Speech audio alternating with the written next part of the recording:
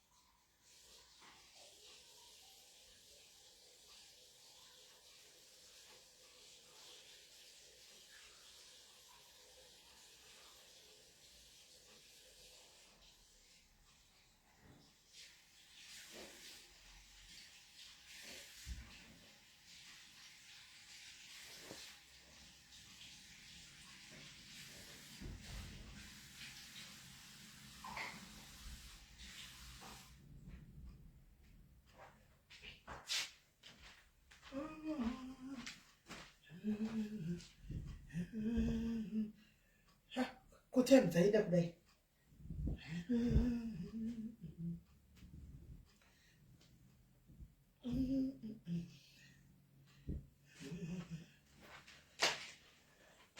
Right, guys.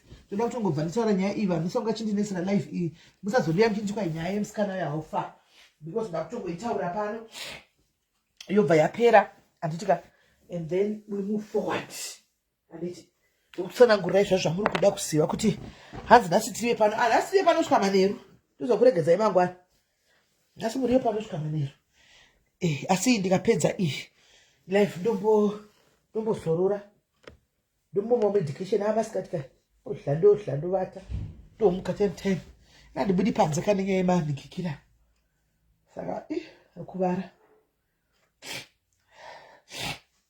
ndikutambisira kutotumira chero chii ndichingotumira hangu ini ndine severe ones hanzi kam dzaburuka nyasha dzajehovha kukamera for a second ndichauya manheru dzaburuka nyasha ndouya manheru kukamera pakamera nendiripo manheru pakamera will be there manheru right chitegai vamwe guys musvike 200 handizvokuovhunziwa zvinhu zvanei ndambotaura chisvikai 200 mubve matega vamwe muchivaudza kuti papeji apa mazuva ano ndo patiri kuitira malive for the meantime tiri kuitira panapa for the meantime tiri kuitira panapa chete handika kusvika tazoudzwa kuti ndichidzokerai kuya kupeji kwaiko zvino tiri kuitira pano handika kwaiko zvesi lady p ndakaona missed call yako nesura kwaiko zvino tiri kuitira pano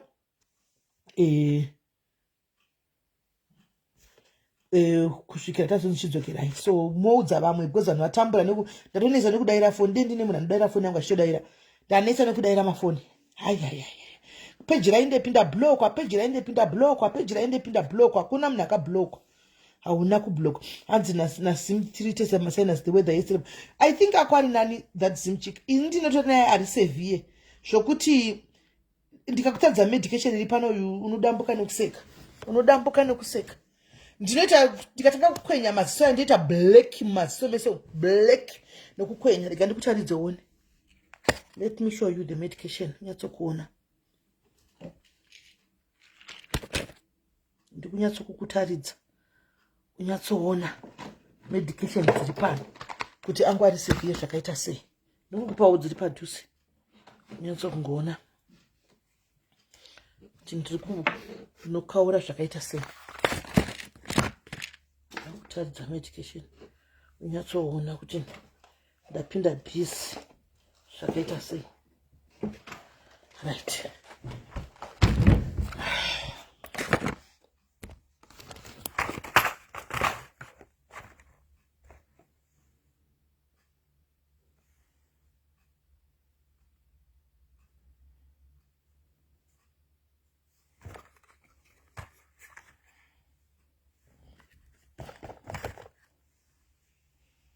Can you see? Can you see? Umaitori netumo. Maybe netumo chandaimo kasara tudiki tuviri twasara. Ukona. Medication yese. Ndizvo kana ndanyanya kubloka paipai ndoshandisa ichi. Kandanyanya kubloka ndoshandisa ichi kufura. Ndona kandanyanya kubloka ichi. Ndonyanya kushandisa ichi kuti ndifure mina. Wamaona ka? Emunhu one. Zvinotobata zviri paside pembeta. Usiku papa nenda bloka paya. Ndombomuka. Ndomwa zvimwe mapiritsi. Ndombodi. Anoona. Hence I don't use blankets. Inindoshandisa asingafufunyuki. Andishandisi machira anofufunyuka aya ma2-in-1 mama aya mbotodara andishandisiwa. Ndoshandisa ariko masana asingafufunyuka ari fluffy. Ndo andoshandisa. Ari fluffy aya ndo andoshandisa. Andishandise aya anikikiri. Andishandise aya kare aya. Akaishandisa kudhara ma2-in-1 kudhara aya. Andishandisiwa. Anoona. Mamaona kama piritsi kana ndichizokudza ipaipai. Kuti ndinwedo ndonetswa nema allergy. Vanenge vachinyiti vanozodi vamwe motisemesa mozodai. You see? Kuti chinotori chirwere chinenge chitotinetsawo. Hatitozi achipere. Anoona. Hatitozvidi. Kana paine chinja ndinonamata kuti mwana wakasaite masinus. Chinonzi nevanhu chigwere chevarungu because varungu vazhinji ndovanobatwa nevanoita zvemasinus izvi. But isusu takangoitawo munyama takanowira ikoko. Anoona. Takanowira ikoko. Saka ndo zvatiri tinotori nemaspray ekuti kana ndikanyanya kubhombo pane pekuti ndombobloka zvokutodaro usiku. Saka ndotomuka ndodira muspray ndodira mumhino kudai andika chinenge chakabloka kune dziwa rimwe rinonobloka mutsinga imomo. Anoona. Rinobva rabuda rese like vanoita zveTikTok animozviona kuTikTok imini munozviona kuTikTok. Toto spray yamaya inorwadza uchispray mini kudai so but inenge chinoburisa nasal passage inotobovhurika kudai richibuda rese. Anoona richibuda rese chibuda. Anzi the doctor told me no fleece no blanket. Inini mablankets aya yakadai so andina problem now but mamwe mazi2-in-1 aya mamwe akadai andivati ma1 chero carpet dzimwe dzinonduka dzedze macarpet anonduka ya anditoyoshandisa I don't and use kana chitotenga carpet ndototenga chichi fluff chezvoti achiunduki ndoshandisa. Anoona. So chinototambura nazvo zvinotonetsa atori severe zvokutodaro. Inini ndanistotina kana problem yangu kuti ndizotanga kunzwa maziso kuti ndizopfeka maspectacles yakatotanga nemasinus. Ndandisina problem yemaziso. But kuramba uchiti kana rainy season yauya kana kuti winter season yauya ndopanonyanya kukwira yangu wotanga kana timiti pari kubluma paipai ndotanga kuvaviwa nehunye hwemumaso muchikwenya kudai ndakapesera toine problem yemaso. Ndakapesera tozono prescribe kwa manikikiri makrasi aya andisingatodi. Antimaona. Andisingatodi. So zvinotonetsa. Dzimongonzwa musoro nemasinus kungowa musoro kutoziva kuti ndakabloka kutoziva musoro chitotema ndakutotadza iri zibhokisi remagrandpa emusoro wemasinus. But kana ndiri right wo pasina masinus chero kuti kwai musi hatina problem. But ukango zvakaoma. But anyway tikutongorarama nazvo hazvina Q. Ndochokwadi hazvina Q. Zvinenge chingorarama nemaspray wo nemapiritsi wa nechi problem mapiritsi anodhaka. Ukamama unoda kutovata hautomamwe vanoda kuti usamwa icho chidhaiva chidini anodhaka unotosora wakarara. Anoona. Usiku futi kuti utovata unotomwa futi piritsi wovata. Anoona. Wonokiwa down zvokutodaro. Saka ndonyaya yacho. Anyway tadzoka guys. Tadzoka. Saka nyaya yemusikana weku-Cape Town Christine anonzi akashutkwa yakafamba sekudai. Anditi hanzi ndouser fexofenadine with good effect. Andisivi inotenga over the counter. Kana ichitenga over the counter utinyorerewo. Right. Saka nyaya yemusikana inonzi yakafamba yakadai. Musikana uyu hanzi akasvika 30 years manje. Akatena 30 manje. Saka atena 30 manje anogara kuCape Town. Saka kuCape Town uku vasikana anoshandira anditi. Saka vaishare room nomwe musikana. That was kuma 2019-2020. Aishare room nomwe musikana. Saka achishare room nomwe musikana kudaro. Achishare nomwe musikana kudaro. Musikana uya waishare naye akanetsana nomwe womuZimbabwe ndiko Cape Town. Ndobva vanetsana nameno kunzi nyaya dzechikomba kana dzechi ameno. Chitegai vangu achida kuzwa nyaya vauye vazvigire nyaya iyi. Chivategai ndichitaura nyaya iyi. Ndobva vanetsana. vanetsana kudaro handitika musikana uya akanetsana neuyu yanga ari roommate yeuya Christina shaika iko zvino handimaona ndokubva atsvaga mahitman kuti auraye musikana uya aigara naChristine ushu anga ari roommate wake. Saka autsvaga musikana uya atsvaga vanhu kudaro ndobva paita vanhu vakanorumira musikana uya kuti uri kutsvagwa nemunhu wakanetsana naye musikana uya aya mazimbesa arinetsana pachawaya musikana yakutsvagira vanhu vada kuuraya. Saka tiza utami ndobva audza mumwe wake waigara naye afa iko zvino uyu kuti shamwari inda kudi ndozvandapiwa woni ndaudzwa kuti nditame saka ndakutisa. Ndobva atama abuda kuseparata nemumwe wake waya ndobva aenda kunogara kwake ega. Agara kwake ega kwake anonzi akagara ikoko vakomana vaya vanga vabhadhagwa mari kuti vauraye musikana ushu vanga vachigara vachiuya vari paground vachitasa munhu wavo for madays vakaona kuti munhu havachamuoni nguva yareba munhu havachamuoni munhu atamaka vari kungoona ushu Christine angasara ushu. Ndopa wakazoti manje munhu akaindepi akabuda sei ndobva vapindira Christine uyu mumba anovashaka iko zvino vamupindira mumba kudaro ndobva vamuisa futi mumusoro ndobva vati tokuuraya munhu waigara naye shamwari yako yakaenda kupi kana uchida tispare life yako wotitaridza kwakaenda chi musikana wari kugara naye then iwe tokuregera. Guys panenge patoipapa ichoice taura ngati nyatsotasa ifeya zviri feya nyaya iyi inenge yatove choice ye is either her or you handi ndobva ati hana choice anotoziva kuti anourayiwe Cape Town sekumura kwakaita nesuru ndobva ati alright hane ndokutaridzai hadzisi nyaya dzake idzi hane inadzo vatoambusha iye kuti uchatitaridza kune mumwe wako osi iwo ndouchafa. Ndobva aenda navo mva anovataridza kuti anogara apa avatadza anogara apa kudaro vakomana ndobva vauraya musikana uya handi muri kunzwa ndobva vauraya musikana uya akaurawa 2020 ndobva afa kuyasauraya kudaro vakomana ava sezvo vanga vatora musikana vakamanikidza vakadi vanhu vakazviona nyaya ndobva enda kupolisi handika ndobva musikana atogwa uyu Christine ndobva anotaurawo kuti zvakaitika zvakadai ndeava vakauraya handimaona nenyaya yekuti panga pane nyaya yanga iripo akanetsana nemusikana umwe muzimba shamwari yake vakadii ndobva ataura zvese ndobva vasungwa vakomana vaya nemusikana uya muzimba akavatuma vasungwa. As we speak right now vatori kujere vave ne2 years vari kujere vanhu ava vari 3 vakadaro vakomana 2 vakatuma nemusikana uyu vave ne2 years vari kujere ndobva vavharirwa. Saka vavharirwa kudaro there comes the tricky part now handitika munoziva mitemo yemuno they have to prove beyond reasonable doubt handika kuti you were not implicated because remember akaenda navo akanovataridza kuti ari kugara apa avataridza robva vauraya musikana uya. Saka now polisi inenge ine imwe version yekuti probably pamwe iwe part of vanhu vakanouraya musikana ushu. So the reason why she agreed kuita key witness panyaya iyi she was clearing her name kuti avaudza kuti aiwa ini ndakati ndikabatirwa futi ndakathreatenwa ende kunotonzi community kwaanogara everybody knows nyaya ishi akathreatenwa handika kuti ndakathreatenwa vakauya vakandisira futi musoro vashayiwa munhu wavo vakanditi handi so it was either me ndaiurawa kana kuti iye saka ndakanovatadza but handinei nekuita nevanhu ava handinei navo handimaona.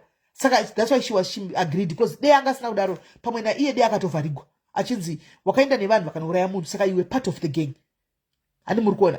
So now she was the key witness. Remember vanhu havagara 2 years vari murimandi vasati vatongwa. Witness ndiye yushu Christine ndiye anga ari key witness.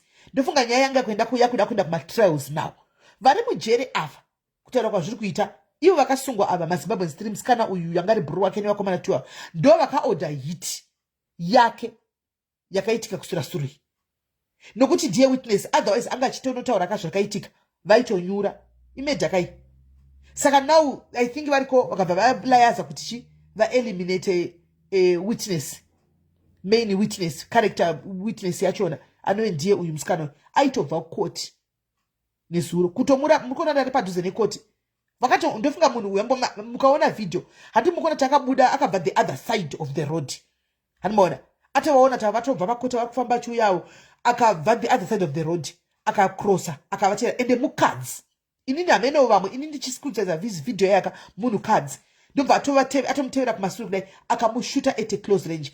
Muona kuti vaifamba vari 3 aitoziva munhu ari kuda noti haana kushuta vamwe haana kudi akananga munhu wake akanorova 2 bullets rekutanga mukati asakarifila because atotanga ari kusumudza jaketi kudai rechitundo rakamudonhedzera pasi kana makatarisa video iyoyo handimaona. So ndozvaka munozati chinoitika ndechekudii anzi akadii kutama unoona chinoitika ema vanhu vakakomita mhosva vasungwa vese vari mukati mazimba unenge uchifungidzira here kuti after 2 years vachatuma munhu kuti vangaita vanhu vekutuma vari mukati newo unogona kusazvifungidzira unenge uchitoti vanhu vakabatwa vari mukati andiona kune vanoona muvhango zvakafanana nezvakaitika tenda ari mukati akasungwa tenda muvhango yaya but akanokidnepa Susan aitovashungurudza asi ari vachitoti nditenda vanhu votenda ari mugotitenda sei tengera ariko voenda kujeri tenda unobuda mujeri asi usiku mujeri muyaibudiswa ani muri kuona saka ndozvo zvakaitika apa saka now that vamueliminator possibility yekuti hapasisina case yavepo because ndianga ari character witness ndianga ari main witness ndianga achataura kuti aiwa iva vanhu vakazviita because pane nyaya dzakadai ndianga achiziva nyaya yese ini kuti ndiende navo kutidza munhu uyu because ndakanga ndathreatenwa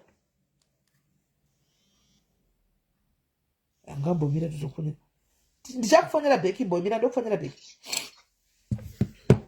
animona yes vari mujere vese vari mujere animona so she was eager nokuti pane umwe ndakataura navo nezuro vakati takambomuudza kuti vari padhuze naye handika vanogara vanga vachigara naye ikoko kunzvimbo vachiti mugoona takambotaura nezvenyaya tikamuti wavharirwa kusaidi kwese handiona nokuti ucharamba uchienda kukoti uku handiona uchienda kukoti every day ava vari ndiwe main witness kwai takatombozvitaura tikamuudza kuti unogona kuvadzwa vanhu ava dzitori mhondi idzi dzekuzimbabwe dei wachimbodzokera kumusha nokuti ukaramba uri muno handika zvatoipa uku koti uri kuti uya uri witness clear star rako uku kuri kuenda kunoita witness yekuti ava vaenda ujere vanogona kukawadha iye akangoti inini I have to clear my name ndo mapinduro anzi akaita akati handifanira kuti zviclear star rangu handimona vanhu avari kujera handingatizisi kuti basa rangu nditsvage kushandira nekuda kwevanhu handi vakatosungwa here vakaita zvinhu zvavo that was kudhara pavakataura naimva zvangoperawo vatomuvaraidza dzimwe 2 years dzesedzi ari panze asi achimoenda kukoti ndofunga yanga ichimupiwa ribandi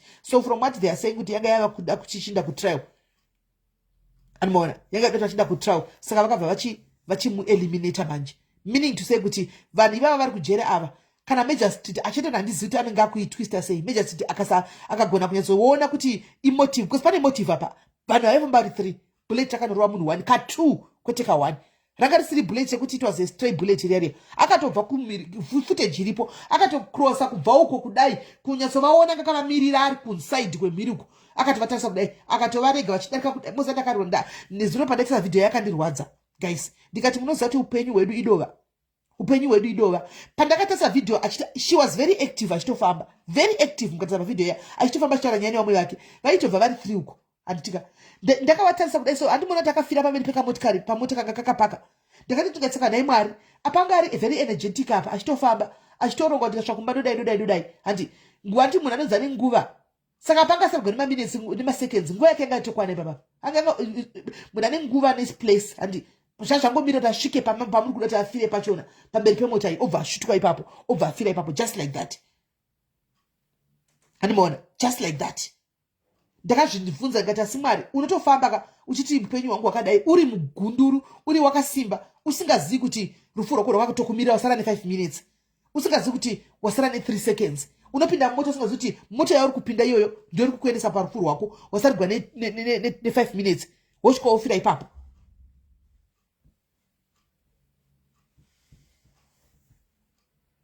hanzi court case will now not go into trial nokuti witness exactly ndo pacho pafunda munhu ndo pacho pane nyaya ipapo ndo zvavakatoitira it was a hit mukanodzokitarisa inikikiri it was definitely a hit animaona it was definitely a hit because yakatosvika kato iye oga vanga vari 3 vanava iye chai ndiangatori kuright uku handika akasvikonanga enda akameka sure 2 bullets kumusana pakanangana nemoyo pamoyo apa pamoyo pamusana pakanangana nekiri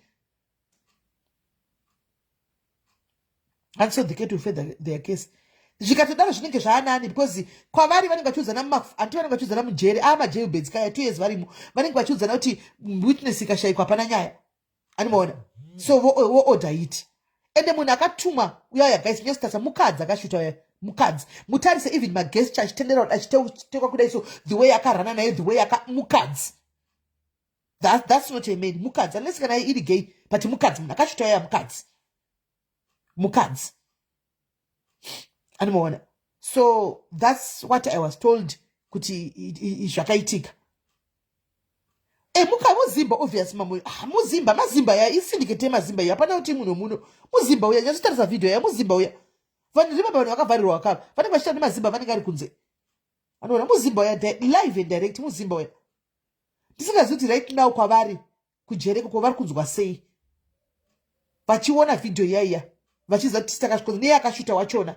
Achiona video. Ndosaka ndanyora kuti Christine usarare. Zvokuti rest in peace aiwa. Ratove drama iro. Usarare. Wake up and fight whoever has a hand in the way. You cannot be killed like a dog. Haungauraiwi sembwa mu street.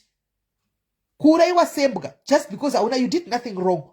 You did nothing wrong. Absolutely nothing wrong. And then wofira. Apa ungove cornered. She was cornered, guys. Kukota mauda prove that she was not part of this syndicate. And it kuana vaskula to testify. She was now caught in between. Oita say. Hana chaka kanganisa. You must fight, girl. Kwa urikoko. You must fight for justice. Yako. Fight for your own justice. Hauna chaka kanganisa. Mukadzuya. Kwa slow is a young man. I ndakona same kazi. Ndakatori slow a video. Reaction soda. Ndakona video. Ndakona more than 15 times. Kuchidanya kuona chako. Ndine video. Rekune ime engu. Ndikazoona okwa ndodo. Video ime engu. Mukadzi yoya. Mukadzi yoya. Hands panga kutiza kutsi. Ameno pamwe maonera kasiyana, but anyway, haisiriyo nyaya. The fact is takangoona iri kuti pakauraiwa pakaitwa maida. Pakomitwa maida pakauraiwa munhu kuti mukadzi na murume ndakaona sekuti angu mukadzi. Handitika kana ari murume anyway still mosha yakaparwa. Tinongoti isa hatisedu hama dzaChristine, but hama dzaChristine kana vakateerera handi haisiriyo kesi yaya kuti mumboita zvechikristu muchiti kwanzi God tonga, God revenge, God what. Hani maona iya ngwe kuti sema Africans taiwo zvamunoita. Kwanzi which means two wire was safe. I don't think two wire vangu mawitness. Vangu sina mperekedza here. Because iye ndiye aidiwa kuti ndiye agari ndiye munhu dai aito nezuro dai vangu vese vanga vachidiwa vaide vakaparadzwa same time because papa ne chance paya dai kuchinzi paitodiwa vamupaide pakarwa vese vari 3 but paitodiwa munhu 1 kureva kuti vamwe vaya havana basa vaya andoona kureva kuti vamwe vaya havana basa anoona. So andizivi so probability yekuti akabothreatenwa itoripo kunzi tiza uende kuZimbabwe inogona kunge itoripo kuti akatombodzwa kunzi inda kuZimbabwe or else hazvipere mushe shaikwa akangozvitora kuti mathreats. Anoona akatongozvitora kuti mathreats. Anoona saka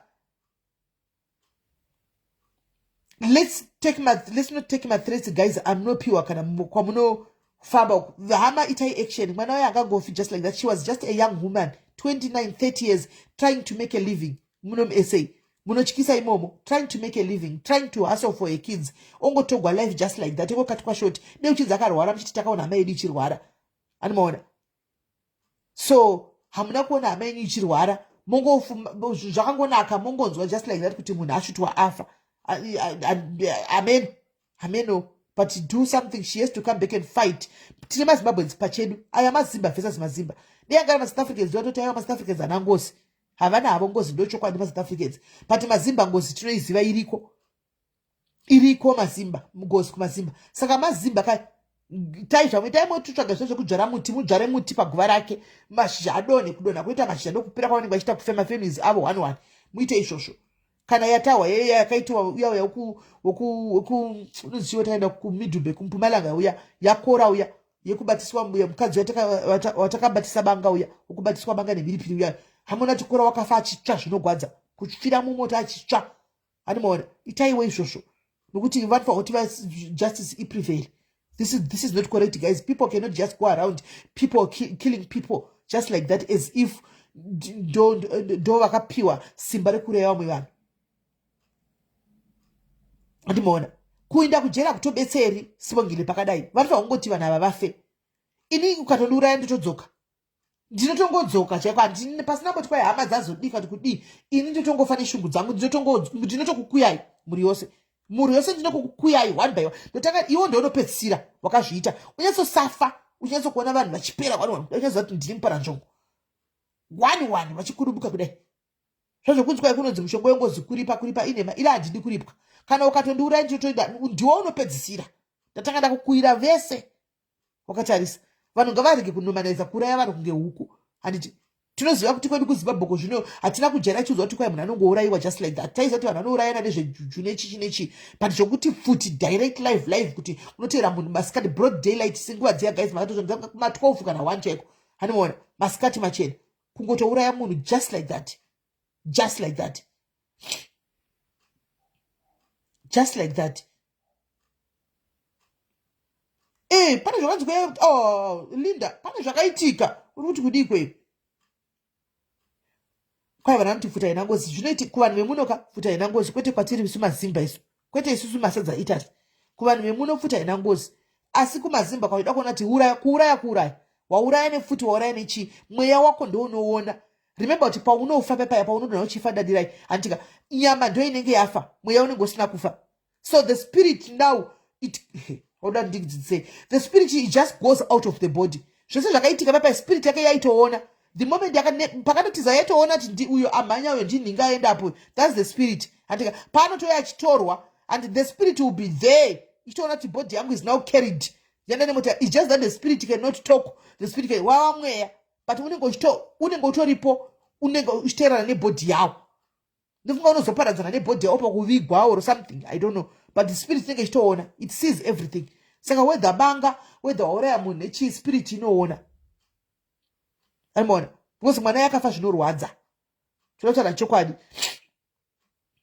anzi naMilly yes Milly you are very correct very right live your life papa ndozokudza kuti live your life guys handika live your life ndichikudza kuti munosungirira dzimwe nguva muchisungira tumari tichidya nematemba wakasungira kuti mari yangu inoda kuzodai ayo tomorrow is not guaranteed guys kune vanhu vari muno muSouth Africa vamwe vazhinji vanogara muho chii chinonzi hoki guys chii chinonzi hoki vanogara Cape Town mukuku chii chinonzi hoki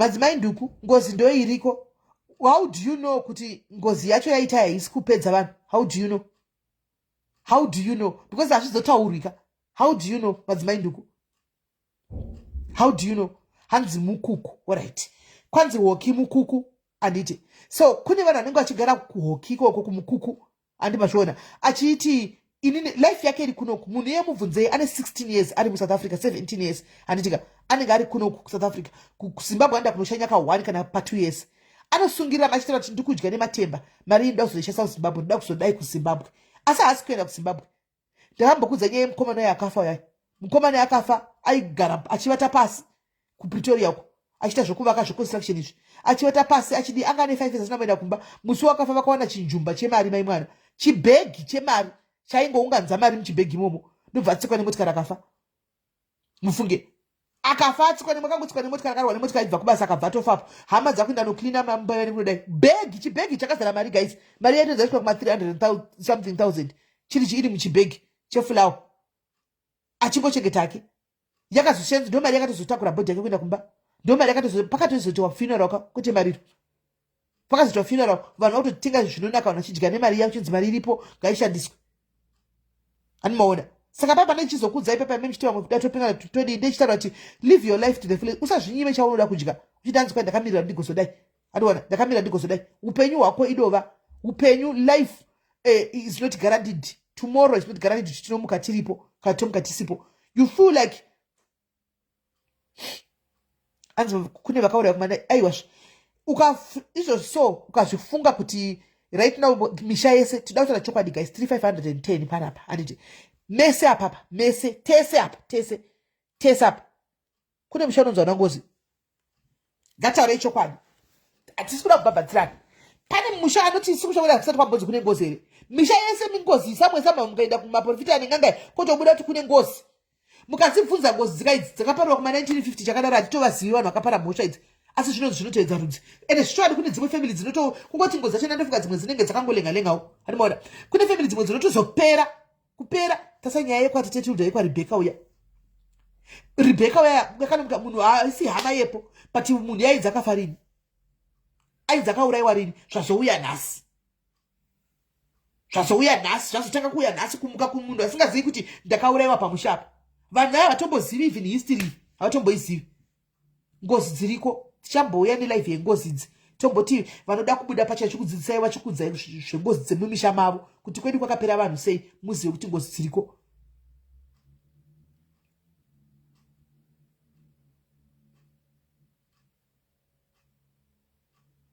Antimaona. So zvino vachauya chiedza vanogona kusauya kuti pride but vapera kwavanenge vari. Vanenge vapera. Problem is zvimwe zvacho hatizooni results guys. Zvozongotambwa mufamily vanhu vakangoti si hatizozvioni but vanhu vanenge vapera mufamily munenge muchiitika zvakawanda. Ipapa mumafamily enyu akawanda muri kuitika zvakawanda but hatizviziva ndii because hamutiudza nditi ndo zvinenge zvakafanana zvamuti ndingakazonyakaita kazodai hatina chatakaona wani. Hamungazvizivi pamwe dzimwe rufu dzedziya madzimai dzamunenge muchingoona dziya pamwe zvezvitokonzegana izvozvo. Who knows? Vanhu vanomuka guys. Saka nchiti nini paupenyu rarama zvaunoda kuzviomera kuti utenge inonzi chicken licken chaya yakachipa ya hungry lion chaya yakachipa ya unoomera kuti uzvitengere uchiti kwanzi ndakachengeta mani nda kuzodai. Come on guys, idlai, eat your money. Ukafila ndoda kuchakati kana wafunga ndoda kutenga 2 liters niyacho kufuna chisero pasapa nezikota rangu rakadai eat. Ndikutaura nemi vaya vanoita basa kuti tinosungonza vanhu tudlale mufushwa. Mari ndoda kuzodai ndudlale mufushwa wakasungirira.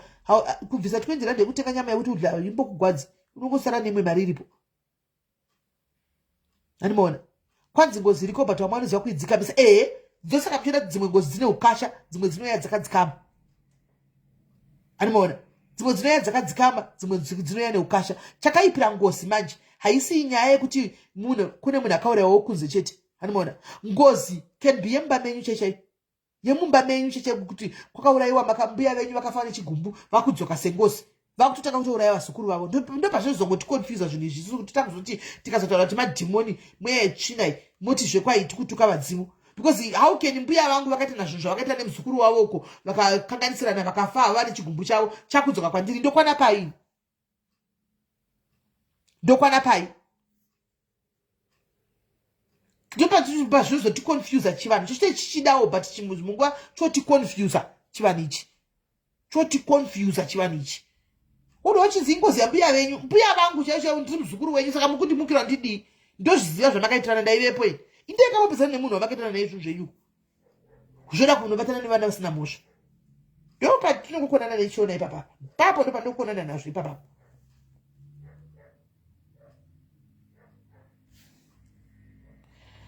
Hanzi biblically yengozi biblically haiko unonyepa chiedza. That's a lie. Paitogwa maningikiri paitwa ma-sacrifices. What was the sacrifice for?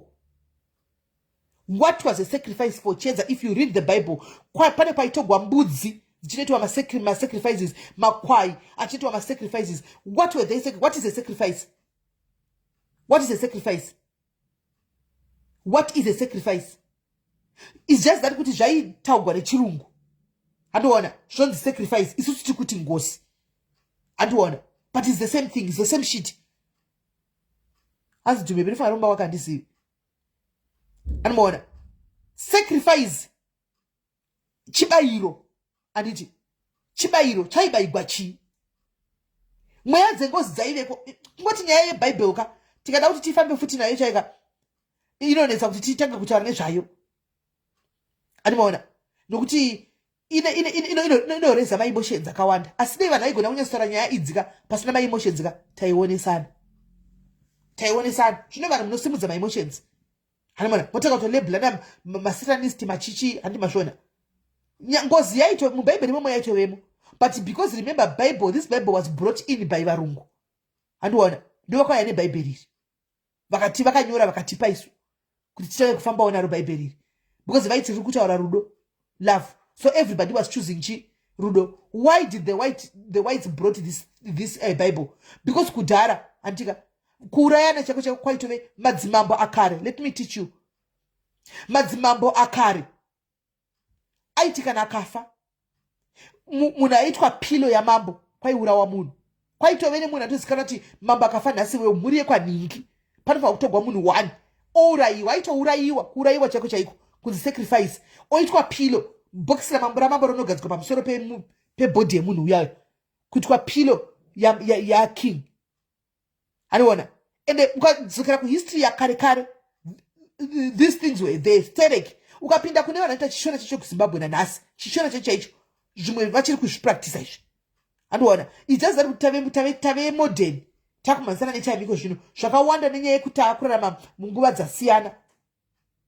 Andiona dzasiyana zvakuita zvichinja, vanhu vakuti vachiona kuti akumwe kudzvanyirana kumwe ungori utsinye umwe hazvishandizvi. Andiona zvichiitwa face out. Hanzi read muparidzi 5. Handisi kuramba kuti muparidzi anogona ngakanyora, but usakangane bhaibheri iroro. Guys, ine handidi kunyanya kutaura nezvebhaibheri ndakazvimirira, noita kunge ndizokonfisa mubrain ndesingadi kutaura nezvebhaibheri izvozvo. Usakangane kuti the same Bible ka, it has a verse that says usanwe doro mupopoti, doro munyangadzi, ipai doro kune vanoda kufa, ipai zvinodhaka kune vanoda kufa kuti vatsakatike wakadaro. Wozoenda kune imwe chapter same Bible iroro, one same Bible, holy Bible iroro, andika ronataura kuti Jesu vakachinja mvura ikaita waini vakapa vanhu vakamwa doro vakadhakwa vakavata. Same Bible iroro. Andiwana kwaita Bible rinotaura kuti David andika he was the man after God's heart. Andika angari munhu aidiwa naMwari. Andiwazviona David ainzi the man, Mwari the man after my own heart. But David angani vakadzi vangani? Abraham anonzi father of all nations. How many wives did he have? Angani vakadzi vangani? But anonzi ndo baba vemarudzi ose. Angani vakadzi vangani? Same Bible rotaura kuti murume kune mamwe madhinkiri, kune mamwe ma scriptures, murume ngave murume womukadzi umwe chete. Murume ngamirire mukadzi umwe chete. Haafangi kuita vakadzi vaviri. But the father of all nations, baba vedu verudzi vemarudzi ose vaive nedutu revakadzi. He led by example. He led by example. Father of all nations. He had so many wives. But the same Bible, name chapter yotaura kuti murume ngave murume womukadzi umwe chete. Mukadzi ngave mukadzi. Handisi kuti ndingati Bible rozvipikisa kwatoti kudi. But there are so many chapters that I can give you, scriptures that I can give you. You end up, unopesera kungotora zvaunoda. That's why you see my apostle. Andiwana achitaura kuti vakadzi vakawanda, because they stick to that verse. Inotaura kuti Abraham, he had so many wives. Andiwana they stick to that. Then kwaitawo isusu maPentecostal tisingadi kuti vakadzi vakawanda, tinobva tayaoshera kuti aiwa tomistika nevhese kuti one wife, one man, one wife. Tomira na iyoyo. King Solomon chaichai, the wisest man in the Bible. The wisest man in the Bible. Mambo Solomon. It seems it's going to be a very interesting topic. And the wisest mambo, the richest. I'm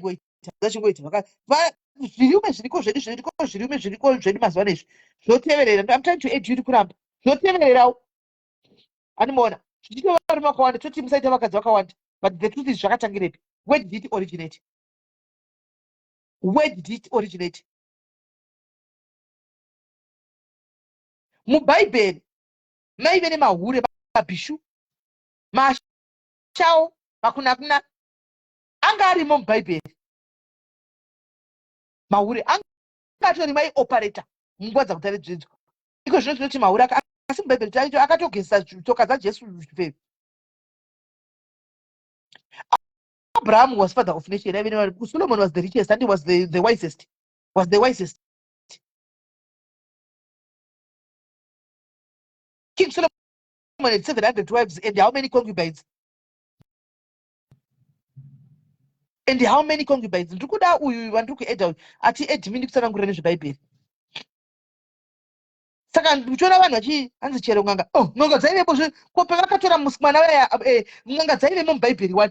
Pakatogwa mwana uya pakatora mwana uya vakamushandisa kuti aita zvemasaramusi vachita mari naye. Pesa akazoya akadzinga muya uya wanga uri mwana uya vakatsamwa. Hanti vanga dzadzinganga dziya. Dzakadzinganga. Dzakadzinganga kadziya. Hapana chisimo muBhayibheri. Vanhu vari kungotedza zvaive muBhayibheri. Ndozvingora mwani vanhu iko zvino. Tiri speaking tinataura chokwadi. But Mwari ariko. Mwari ariko, Mwari tomunamata ndi Mwari tomuda. But zviri muBhaibheri ka, truly speaking ka, unogona kutoconfuse ka brain ukada kutedzera zvese. Hello. Cheka njani? Ndiri zvangu ndangoti 2 minutes because varungu vabuda saka ndoda ngoti gaga, and I was not prepared for this topic but I just want to share what I know and what I understand panyaya dzengozi nenyaya yeBible. Handiti chinonzi ngozi first, handiti ka ngozi kuripira mhosva dzevabereki vedu, kuti zvakaitwa nevabereki kana vakuru vedu isusu vana taakuzviripira. So muBible ngozi irimo yakataurwa, ukaverenga Ezekiel 18 if I'm not mistaken, panonzi hanzi madzibaba akadya muzambiringa mambishi, isu vana ndisu tovaviwa takunzwa ugugu. Handiti that is the verse inotaura inonyatsoburitsa nyaya yengozi, kuti Mwari vachisika, pavakasika nyika vachiunza maIsraelites, handitika vakaisa izvozvo zvokuti kana baba vako vakatadza, to the 4th generation icharipira mhosva dzababa, whether vakaita uripo, whether vakaita usati wazvarwa, but the fact yekuti baba vako murudzi menyu kana ana sekuru vakaita mhosva iyoyo muchairipira, ndo yatakuti ngozi muzuva ranhasi, right? And then on that same chapter Mwari vanozodzika vachitaura kuti handichadi kunzwa anotaura about this proverb, handitika, which means kuti God cancelled mweya yengozi. But chakutibata isusu manje takwenda kuNew Testament. New Testament inobva yanzi Jesu pavanouya vakasvika vakafira isusu, and then he became the sacrifice yamanga muchitaura paya paiurayiwa mhuka, paiurayiwa mbudzi, hwai and everything. Jesu bva ataura kuti imimi hamuchafaniri kunge muchiita sei muchiuraya mhuka, hakuchisina rimwe mhuka kana rehuku kana rehwai kana rembudzi richaurayiwa, because Jesus paid the price. And then over that I have blotted out every handwriting that was speaking against you, and you are redeemed from every curse of law, which means kuti ngozi it's a curse. And it zvamambotaura pepe kuti we end up thinking kuti ngozi it's a demon, and yes, it's true, demon rekuti Satani akatora mukana wekuziva kuti isusu tiri kusanganisa chivanhu naMwari, hanti mukona, saka akushandisa mweya iwo. Hello, okay, akutora that advantage, handiti mukona, because he knows kuti isusu we don't have knowledge yakakwana pamusoro paMwari watinonamata, because isusu Mwari watinonamata shoko rinotitaurira kuti vakadzima rugwaro rwese rwaipikisana nesu, handitika. Zvobva zvanzi pavanobva bvunzwa kuti morambe here muchirarama pasi pemutemo, because remember Old Testament was law, and then New Testament after Jesu vafa vamuka, then pakabva pauya dzinonzi nyasha. Saka isusu manjika sevanhu vari kurarama munyika tiri kurarama under the law and under the grace again, hanti muri kuona. Patiri kuda mutemo tiri kushandisa mutemo, patiri kuda nyasha tiri kushandisa nyasha. That is why muri kuona takuatakwa nemweya yengozi. But iwewe as individual ukazvidza kuti no, inini I'm a Christian, I don't believe in all those things, womira wakamira pana Mwari, uri kuramba uchienda wakuenda pamberi paMwari uchinoramba uchitaura kuti Mwari makandidzikinura kubva pakutukwa kwemirayiro. What is murayiro? Mirayiro, those are the laws aiudzwa vana veIsraeri kunzi if you do this uri kubva wafa instantly, unourayiwa. Ukana uchienda kumwedzi haugari hanzi haupindi muchechi, you know, like most of the mapostori vanoshandisa mirayiro, bvisai shangu hadzipfekwe and everything. Saka we are fighting ourselves, and the devil is taking advantage of that. Ngozi iriko zveshuwa kune vanotenda kwairi inotokuafectai ende rudzi runopera. And the other thing, ngozi haiuraye chete. Ndaona vanhu vachita nharo mucomment section, hakuna chinonzi ngozi. Guys, ngozi irimo, hakuna musha wevanhu vatema usina ngozi. Chinozoita kuti ngozi isakuaffect, it depends kuti wewe wakatenda mune zvipi uye unobhiliva mazviri here kana kuti kwete. And then ngozi, dzimwe ngozi ndosaka muri kuona mamwe mafamilies vanhu havarorwi, vanhu vanongota marombe, hapana chinobuda, if you look at that family, mozozvifambira motanga kunzwa kunzi imimi mune ngozi, sekuru venyu vakazouraya zvakadai. Mamwe madhimoni anoti hako achibuda achitaura kuti hamumbofe makabata mari because sekuru venyu vakazondiuraya ndikazodai so. Saka ngozi dzinouya in different angles. Pane inopedza mhuri, pane inokupedza yekuita marombe, pane imwe yekuti munenge mungori vakadzi vezvikwambo chete. Inenge yakatodhila nevakadzi vese. So ngozi is there. Anditi. But yakudependa kuti SIS MELLY mimi se individual, what do you believe in? Because shoko raMwari rakatondudza, inini personally I don't believe mungozi. In as much as I know kuti ngozi iripo, but I told myself kuti inini ndakabata pashoko raMwari. Ndokuinda after 2 minutes kola. Kusanangura zvakanaka zvose kuti tikunyatsokunzwisisa handiti. Kana uchiti you don't believe in ngozi, handiti you are a Christian handiti. It means kuti you don't believe in so many things zvinoitika pasi zvinonzi ndezvevanhu handitika. How believe mazviri. You will not believe ana Mwari handiti. Une believe ana Mwari.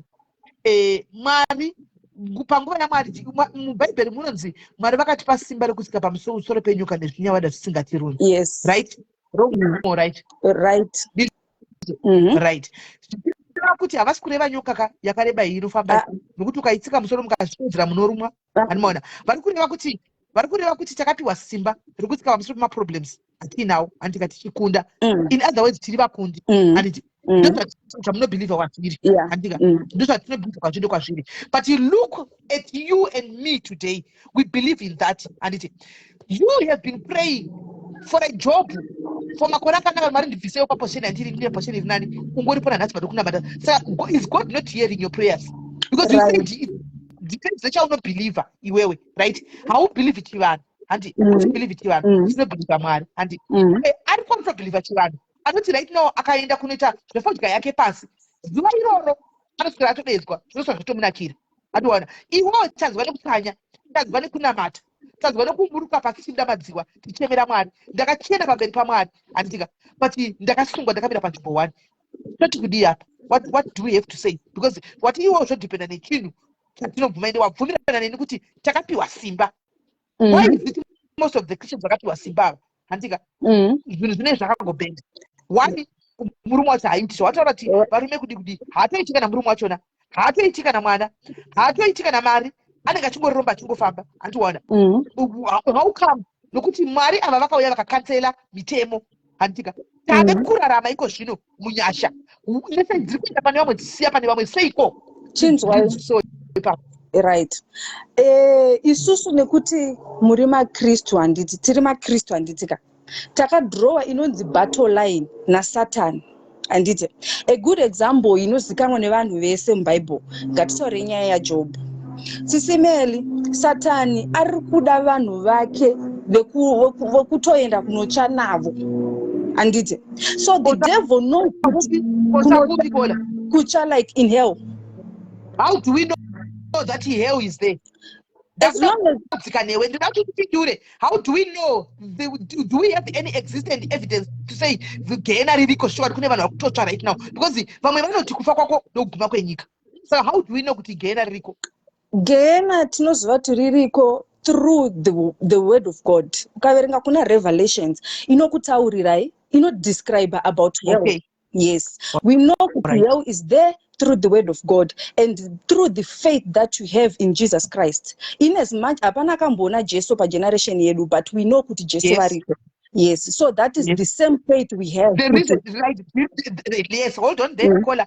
Apapa usamsazotora kuti simele kudai ndikungobvunza mibvunzo iri pachawo. The reason why you see Mila, the reason why you see cinema Muslim vasinga believe kuti kuna Jesu, because vakuti Jesu handika munhu akauya in form of a flesh handika akaonekwa achitofamba achitotendera kwaenda achita zvaita zvaitwa nemunhu handika. They don't believe in Jesus, they believe in God. Right? Okay. What iwo Jesu vakauya variko vanofamba vanozoti zvakanyogwa muBhaibheri kuti Gehenna ririko Gehenna hariko. Ndinoda kubvunza mubvunzo uyu unyatsotifindira ipapo. This Bible, before it was brought to us to Africa, vanhu vedu vakare vairarama sei? Vaitenda muchivanhu. So I believe, because through history yangu ndakanzwa kuti vaitenda muchivanhu. Yeah, because even Bible and through history, even Bible through history. And how did we manage as isusu kuti tiwane Bible? Takariwana sei? Takawana Bible through varungu pavakauya vachicolonize Zimbabwe. And then vavaunza Bible. Zogorodza, Zogorodza. Repeat what you said. Takawana Bible through varungu pavakauya vachicolonize Zimbabwe. Right. Mira wakadaro. Mamunzo akola dati kudi. Varungu pavakauya vachicolonize. Saka you are believing kuti colonize, right? Yes, we were colonized. So even we were colonized even by the Bible, right? You said it. You are that, or do you are that? No, not like isusu takazocolonized neBible ka. Mati Bible rakauya sei. Kuti so understand kuti kuna Mwari kune vanhu varungu vainzi missionaries vainzi vakauya vakatanga kuparidzira vanhu nezvaMwari. Anditi. And then vanhu ndo pakaitwa choice yekuti SIS MELLY vaida kutevera zvaMwari vaitevera zvaMwari, vanoda kutevera muchivanhu vakaramba kutevera kuchivanhu, vanoda kuitawo zvechimuslim zvavo vari kuitawo izvozvo. Saka I can't say takacolonizwa neBible, but zvakudependa nekuti iwewe sedunga munhu unotenda muzvipi. Pana vanhu vanoshandisa chivanhu kuvashandira. Mira mfano wangu. Todatinyatsofamba newe. Remember ndiri mukristu. I'm a Christian. But ndiri kubvunza zvimwe zvinhu kuti ndikamboti ndikachibvunza izvo vanozvitaudza Bhaibheri vanombopereka vakatarisa kudai so. But ndinoda kungoziva but ndiri mukristu. Don't get me wrong there. Bible wataura zvakauya nevarungu. Varungu vakauya navari waneti. Vanga vari waneti. Ipapo zvangu I've never dig in that one. Ndinganye. But for you to believe the Bible the way you are believing it, you have to find out kuti varungu vachizotipa isu Bible kuti verengai Bhaibheri naivo vachiti ndikuverenga vakariwana kupi Bhaibheri. Hanzi it was a way, it was a way yekuti Mwari vatumire soko kwatiri. How come God used a white people to bring the Bible to us? Saka are we caste as black people? Why did no hold on? No, guys. Why didn't God use a black person? Why vakaisa varungu nokuti varungu vakatumwa kuti Mwari vazosvika? It was a way of us kuti vazotipa Bhaibheri. Saka muri kureva kuti isusu varungu vakati vatema takahakira ka Bhaibheri raipiwa varungu naMwari. Isu vanhu vatematikanohakira isu taita zvechivanhu isu anoona tiri vanhu aita zvechivanhu Bhaibheri rikazvipirwa varungu naMwari wavo isu tikanohakira ikoko. In other words, only wrong handisitaura kona. But do you also know SIS MELLY kuti isusu black people handiti ndisingade kushora black ndiri black inini, but zvinhu zvatinongoziva kuti blacks mazhinji researches chaiwo ekuti munzi SIS MELLY matanga kuita chinhu chenyu mega normally vashoma, they are 2 out of 100.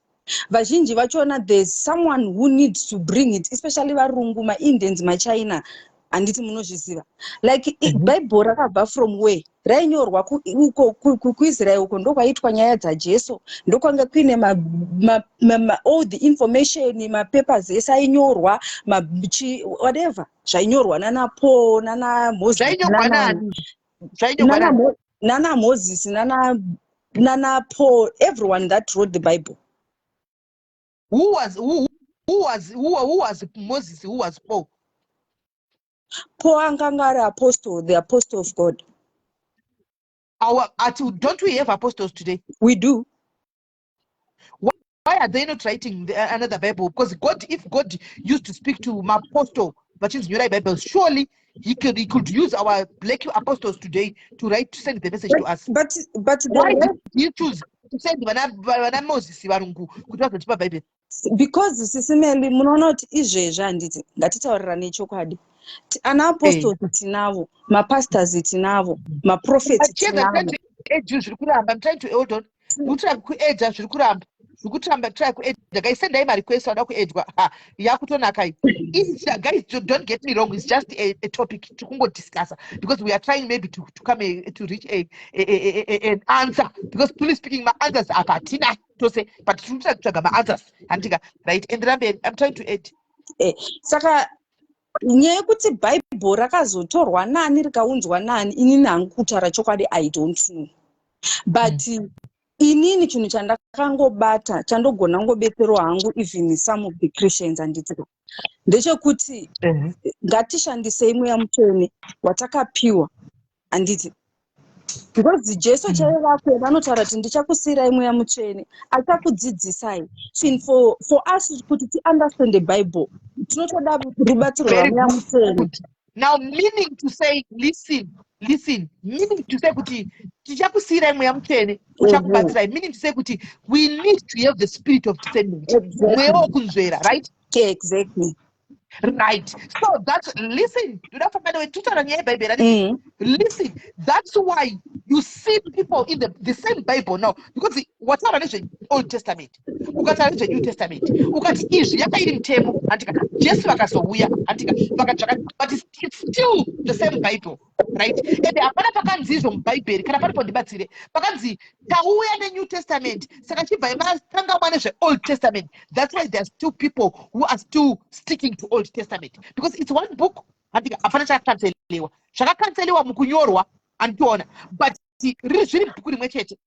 Bible.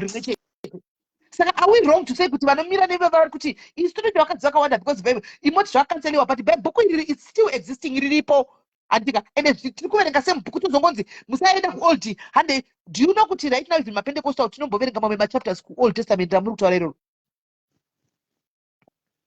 unoziya tinoverenga Deuteronomy tonoverenga toenda kunana mapisarema tonoverenga handowana tojamba izvi zvamuri kuti mutemo izvi tojamba todzokera kuNew Testament. How so? How come to you so? Sanangura?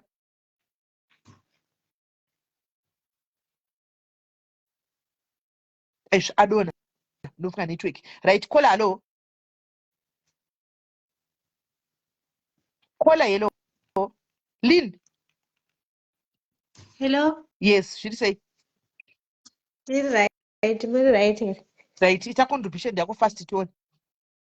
Ndandauya comment yekunzi kwanzoni yema muchibvunza zvebhaibheri zvaachitaura Kola Adona uyu. Bhaibheri rakauya kwatiri, rakaintroducwa kwatiri. Tanga tagara tichinamata isusu Mwari mumwe chete iyeye, tichimunamata through kupira vadzimu. Muchishona hanzi vaimuti Mwari, kureva kuti Mwari, vachiteura pasi pemiti yemuchakata, vachitaura kuti vachikumbira zvavanokumbira. Wozarurirwa zvese zvichiitwa ende ngozi yagara iriko yaitoripwa makare ende kare ikoko futi vanhu vaitobatawo zvavaibata asi mutemo waivepo unoripira ngozi kuti ipere otherwise ukasaripira haiperi. Ndo contribution yangu chete. Okay. All right. Thank you very much, Lynn. Thank you. Right. Andiselina mama wawane kutaura taura ichizwe. Ini ndo wane kushanya kana ndichita malive sisimelika. Kana tichiita zvechiKristu ndinokakana dzangu dzekuti anondipindura chaiye hapana anondipindura. Before Kola Adona iko zvino Kola anga achitaura nezvebhaibheri nigirikini previous scholars Adona, you can actually see kuti kucolonize kwatakaita kunototi confuse zvokuti hatitozivi zvatiri chaizvo izvo, hatitozvizivi. Whether we like between Old and New Testament system, it said kuti pane 400 years of silence. Old Testament, New Testament, if I'm not mistaken, Makore, I stand to be corrected. Pane 400 years of silence. Here is the thing, Sisimeli, when it comes to Christianity and Jivan. Personally, I believe heaven and hell is here on earth. It's what you make it. Let me repeat chirungu chandataura. Heaven ne hell iri pano pasi. It's what you make it. Kana ukamirira kuenda kudenga uchiti ndichanofesa heaven na hell uchizvisafisa pano pasi, ndine urombo kuti you are doomed. Kola wamataura naye before Adona ataura akati muchimubvunza mibvunzo yange yakanaka zvokuti ataura akati tisati tawana varungu taimboita zvebhaibheri here, akati ayo, akati mukati bhaibheri rakauya nani, akati rakauya nevarungu. And she was very correct in saying kuti rakauya nevarungu. vanhu vaya vanotaura kuti bhaibheri parakauya makasiya makakotamiswa uso hwenyu muchinamata, ivo vachitora maminerals ndokubuda ndokuenda imi ndokusara makabatiswa chi, ndokusara makabatiswa bhaibheri.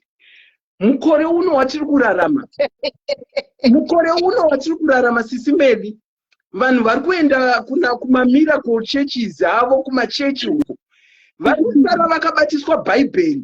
Ana papa nemaprofeti vachisuduruka nebhegi vachinovaka dzimba dzavo dziri pamusoro pehiru nemakamera, ndozviri kuitika. Ukatarisa kana mubhaibheri zvinhu zvechivanhu zviri incorporated mubhaibheri iroro, nekuti mubhaibheri chaimo ngozi inonzi pangozi hazvina kunzi enda unonamata, hazvina kumbonzi enda unonamata pangozi, enda unoripa. Chivanhu chinokuchii kana paine ngozi, enda unoripa. Inini hangu ndinoita kunge ndinotamba kwese, ndakazungaira musoro, handinyatsoziva kuti ndomhanya kubhaibheri here kana kuti ndomhanya kuchivanhu. Asi when it comes to chivanhu chinoda kuitwa chisiri chekubata mushonga, inini hangu unondiwana ndiriko, chandinobhirivha kuti ini chinondishandira, ende zvimwe zvinhu zvandinobhirivha zvechivanhu kuti zvinondishandira kana kuzvikumbirira chaiko ndinoita saizvozvi. Ndikamhanyawo kuchechi zvandinobhirivha, ndiri hure rekuchivanhu nekubhaibheri, zvandinobhirivhawo zvakanyorwa mubhaibheri kuti zvinoshanda sisi meni, ndinozviziva. Saka ndinobata kwese bhaibheri, whether we like it or not. Kunyange ukakwira pagomo ripi Kilimanjaro, rakauya nevarungu vakatisiya takabata bhaibheri, takatsinamisa uso hwedu tichinamata. And fortunately or unfortunately, vanamati vari kutitungamirira mazuva ano vari kusiya vachibatisa bhaibheri nemamiracles nemaristbands nemagaka akanamatirwa muminda yekumachechi kuri kunamatirwa, vachitengesa magaka e10 pounds, ivo vachitora bhegi renyu vachienda. Bhaibheri rakauya necolonization, rakatiwana bhaibheri tiri pachivanhu pedu. Saka ini ndo zvandinoda kungocontribute. Asi tinombotaura futi chimwe chinhu sisi mberi, kuti ukatarisa ivo vanhu vanoita zvebhaibheri, shorero yavanoita vanhu vachivanhu nekujaja kwavanoita vanhu vechiwanhu, handizoti heaven yacho yavari kutarisa kuti vanoenda iri kupi. Ndosaka ndati heaven and hell is here on earth. Hakuna munhu pasi pezuva ane kushora nekuzvidza nekuroya semunhu anoenda kuchechi. Ndatenda hangu regai ndipe vamwe mukanwa. Icolonization ichiri mugirikini medu, ndosaka kola uya atadza kutaura anga achingokuti yakauya nevarungu, rakauya nevarungu. We are still mentally colonized. Saka hatibve ipapo aitawanirwa nyasha naiye Mwari watinotevera kana kuti naivo vadzimu vatinobhirivha kuti colonization ibude matiri. Ndatenda zvangu, rega ndipa umwe mukana. Right, ndinotenda. Right, there you go. Ini ndakudza imwe mozisagaisi kuti ndiri mukristu ndinoenda kuchechi, handisvika ndinotoenda kuchechi chaizvo, handimaona. Asi ndiri munhu, saka chipapa munoti kwai ndoenda munhu kuchechi hatiendi tozodai, munhu unoenda uchiziva zvako zvaunenge uchiita. Ini ndinoenda handireki because Mwari is there, God exists, Mwari variko, handimaona. But zvekuti bhaibheri izvo ratove drama, nokuti chokwadi chirimo ndechekuti we end up being confused. Handimashona nokuti takunochuza zvatinoda kuti tirarame isusu kuti izvi zvino zvatoda, of which is not supposed to be like that. Kana bhaibheri richingori 1 richakanyorwa rakamira riri 1 rakadaro, handitika kubva kuna Genesis kusvika kuna Revelations tinopa kunge tichiteedzera sezvirimo mubhaibheri nokuti isoko raMwari.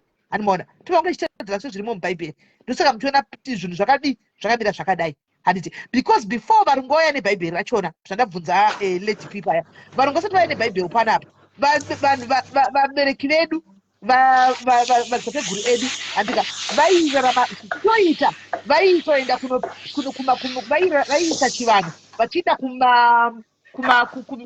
kuminde kumiti ndokupa kuti umbomira kuti anoizi kuti anoizi rufaro kunyange kuti anoizi ameno maplace or whatever kuseruko, handi vaenda kumihacha vachinokumbirira mvura ichinaya, vachienda kumihacha yanga isiri mishonga, no, chaingori chivanhu. There's a difference between kuita kubata mishonga handika nekuita chivanhu. kune mishonga ukaona kutobata mishonga inokuvadza hausisiri chivanhu chave wave uroi. I think ndopano confuse vanhu vakawanda ipapapo. Handimaona haisi mishonga yese inobatwa yakaipa, nokuti kare mukatarisa vakare vedu vanga vasingazivi chinonzi piritsi, ende mapiritsi atiri kumwa aya mishonga iyoyo yakungogadzirwa nechirungu nemamichinzi, but ndiwo aya mahebs iwaya atoti mahebs ndiwo anenge azongogadzirwa. Handimaona vainokumbirira vaitotora gwenzi rakati umwe mudumbu waipora, munhu anzwa nejeko tora gwenzi rakati iro upe mwana amwe, mwana achimwa jeko richipera. Anti muri kuzviona ndozvaingoitika. Saka ndingachimbonzwa kole vari papa. Kole halo. Hello, maswera SIS MELLY. Maswera sei. It's true zvamuri kutaura. Kungoti vanhu tichiti tavangokolonaiziwa ende kukolonaiziwa ikoko ndokuri kukonzera kuti nanhasi vanhu varamba vachibirwa nemaprofita nemapasta kozi havadi kugamuchira reality iri paground. Kuenda kun'anga kana kuenda kuchiye as long uchifambira zvinhu zvakanaka zvisiri zvekuromba kana kuti chii hazvina kumboipa nekuti zvaitwa kudhara. Iye kola yauya nenyaya inga ataura wani kuti rakauya nevarungu. It's true ndo vakauya kuzotikolonaiza ndo zvakatoitika. Hello. Saka tiuyagree nezviri kuti taura hapo dzitiko paapedza. Alright, mira just muchataura. Taura saka we agree kuti Mwari ariko asi kuti bhaibheri rakanyogwa nevarungu asi Mwari ariko. Ava ndo vakatigira bhaibheri. Zvinhu tu zvakasiyana bhaibheri naMwari. Isusu tinotenda kuti Mwari ariko asi zvemubhaibheri ratoo dhirama. Inini hangu handiri bhaibheri ritori dhirama. Ndinotenda kuti Mwari ariko zvese zvandinoita ndoisa Mwari pamberi asi kuti ndiise nevhesi remubhaibheri inini kwandiri itseno handitodi kozi ndakaona kuti kushandisiwa. Right. Asi kune vanozviita hazvina kuvaipira kwavari zvakavanakira handisvori handijaji sezvavanoita ivo ivave vemubhaibheri ava majaji ravanotoita vanhu vanosingatendi mubhaibheri. Neyataugwa naiyi yekuti zvoni kudenga kune gehena nechi iyo handitomboibvumi kuti hanzi ndichafara ndafa. Ndo zvavakatigira varungu kuti isusu tichazowana upenyu hwakanaka taakudenga asi ivo vachirarama everything zvese zvavanoda panapa. Vane everything. Inini mai ndozonzi kana ndafa ndozomuka ndozvonorarama upenyu hwakanaka. Handingamboiti usasikamu hwakadaro indakazviramba. Hakuna kunonzi kana riri kwavari vamwe vanobvuma kuti heaven iriko. Inini yangu indoiona pano pasi. Gehena ndikutoriona already titori negehena ravakatotiunzira ivo varungu ivava. Ivo ndivari kutorarama heu zvakanaka isusu tichirarama heu panapa. Saka zvokuti thank you very much Paula. Right. Ngatimbonzwawo vamwe. Right, hello brother. Hello. Yes, muri sei. Right, toroti maswera. Maswera sei. Right, nyaya iri kutaurwapo. Hey, it's a very interesting story. Unoona nyaya inoitika apa tinosanganisa nyaya idzodzi totadza kudzipatsanura. Chivanhu chedu nekana kana tongoti tsika dzedu dzese zvese zvinhu izvozvo zviri pasi paMwari. Right, kana tichiti chikristu chitendero handiti chitendero chatakavigirwa isusu zva chitenderai mune chitendero ichi. Isusu tanga tine chitendero chedu chataitendera machinji.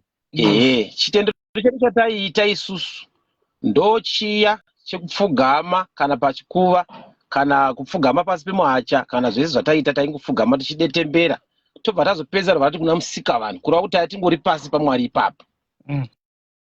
Saka iko zvino izvi taakuchiti isusu tikati chivanhu tikubva takungoti tikangoti chivanhu tobva tatora zvese tobva tangoti zvese izvozvo ndezvasatani. Aiwa, hazvisiri zvasatani.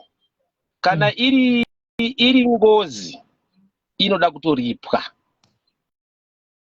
Kana uchida kuona kuti ngozi iyo inoda kuripwa rova mai uone kuti chero ukanamata zvakadii chero ukanamata zvinengei mai vanoda kutoripwa kuti ndavarova kana ndavatuka.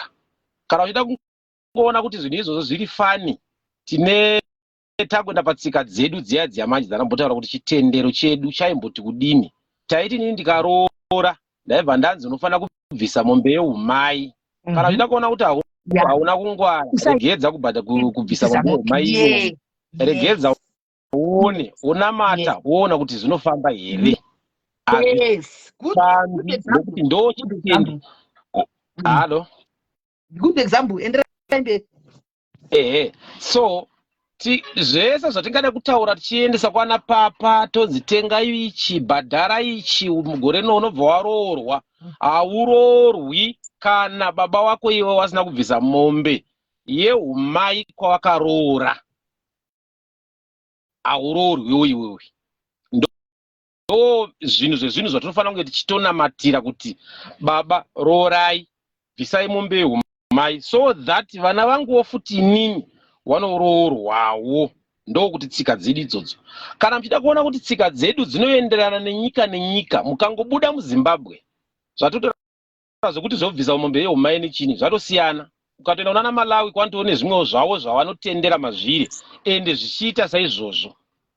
Saka isusu muZimbabwe tatine manamatiro edu nechitendero chedu chatanga tiinacho ndo chakauyiwa nacho. Ndofunga mukataza bhaibheri parinondotsanangura muZimbabwe, matsananguriro wanoto muZimbabwe, mukazoenda kumaMoslem zvakasiyana by far. Kure vanotendera mazviro, vanototaura kuna kuti Jesu haiwa, Jesu angatoriwo mwana waangatori mudiki, kuno wanotobhilivhawo amene anozano zita rake weikoko handitika. But kumberi kwacho kwekupedzisira vanobva vazongoti Mwari ndo vanoti ala ndizvo.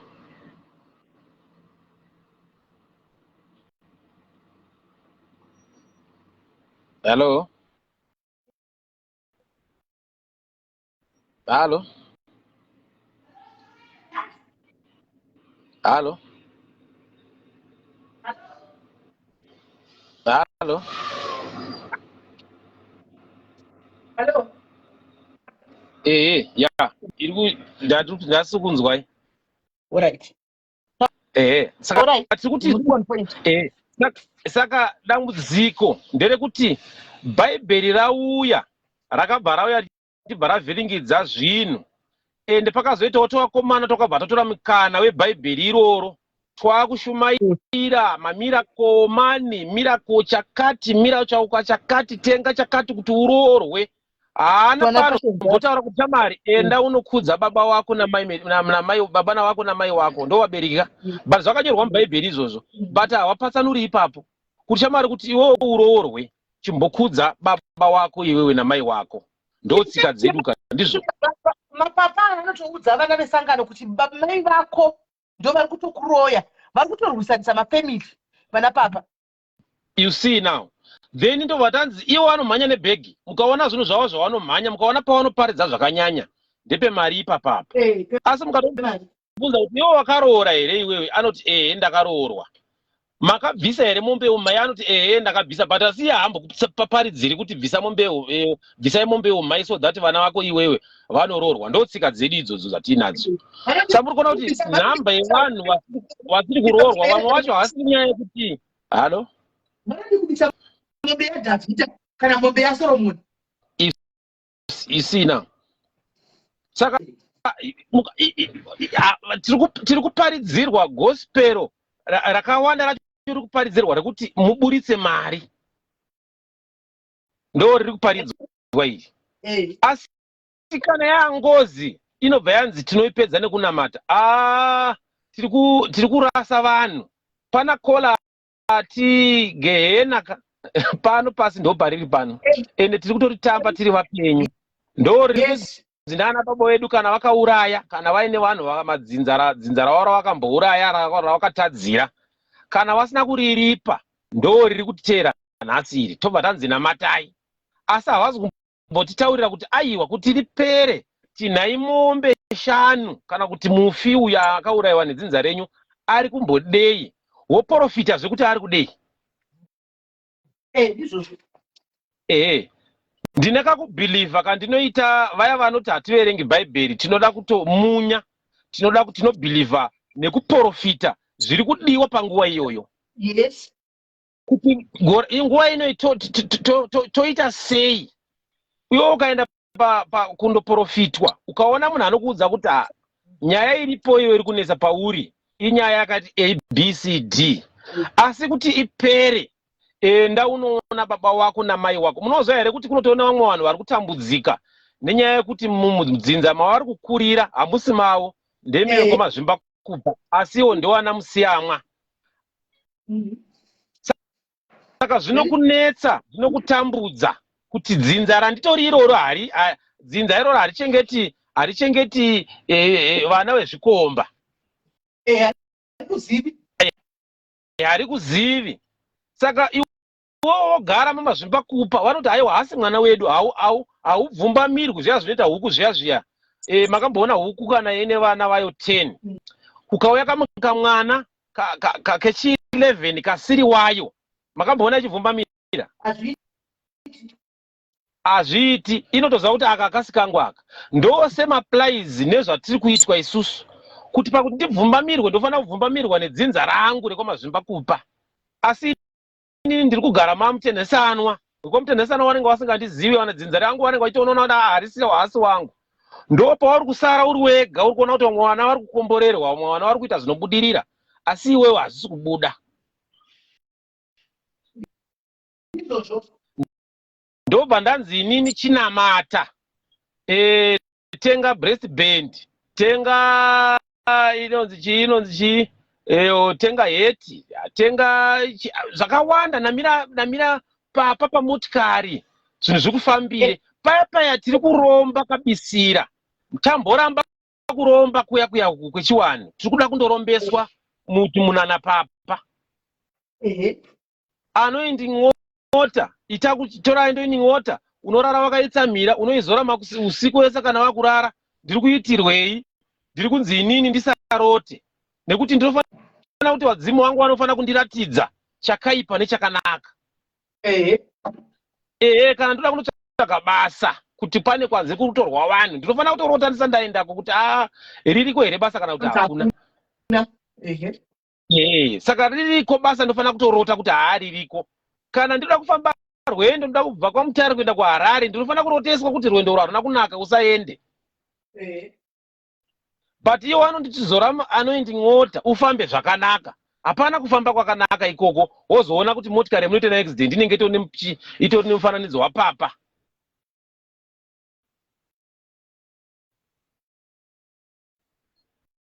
Hamene ndiri kubatika zvakanaka here zvandiri kunyatsotsanangura kuti tiri kuitiswa nevanhu vanenge vaine mamissions avo ekuti vatsvage mari.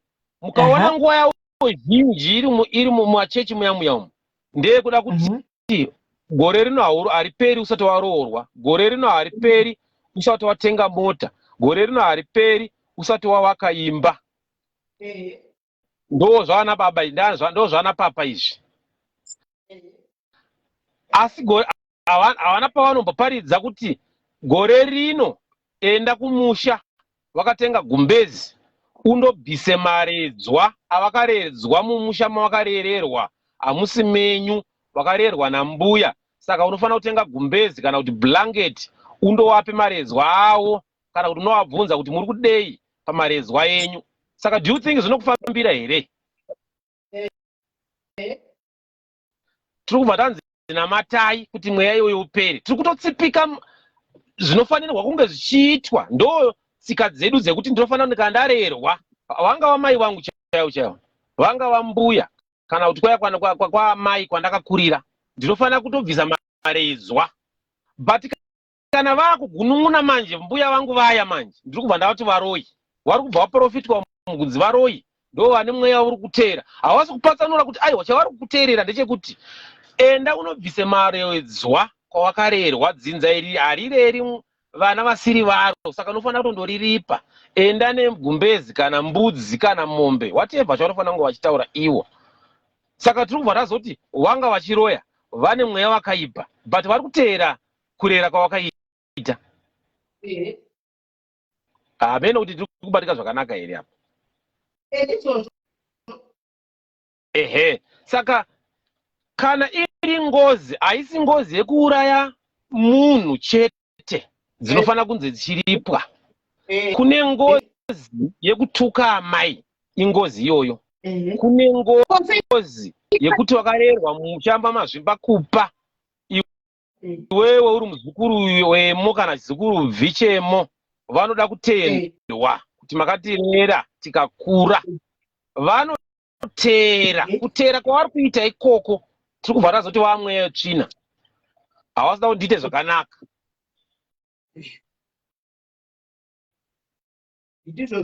Right.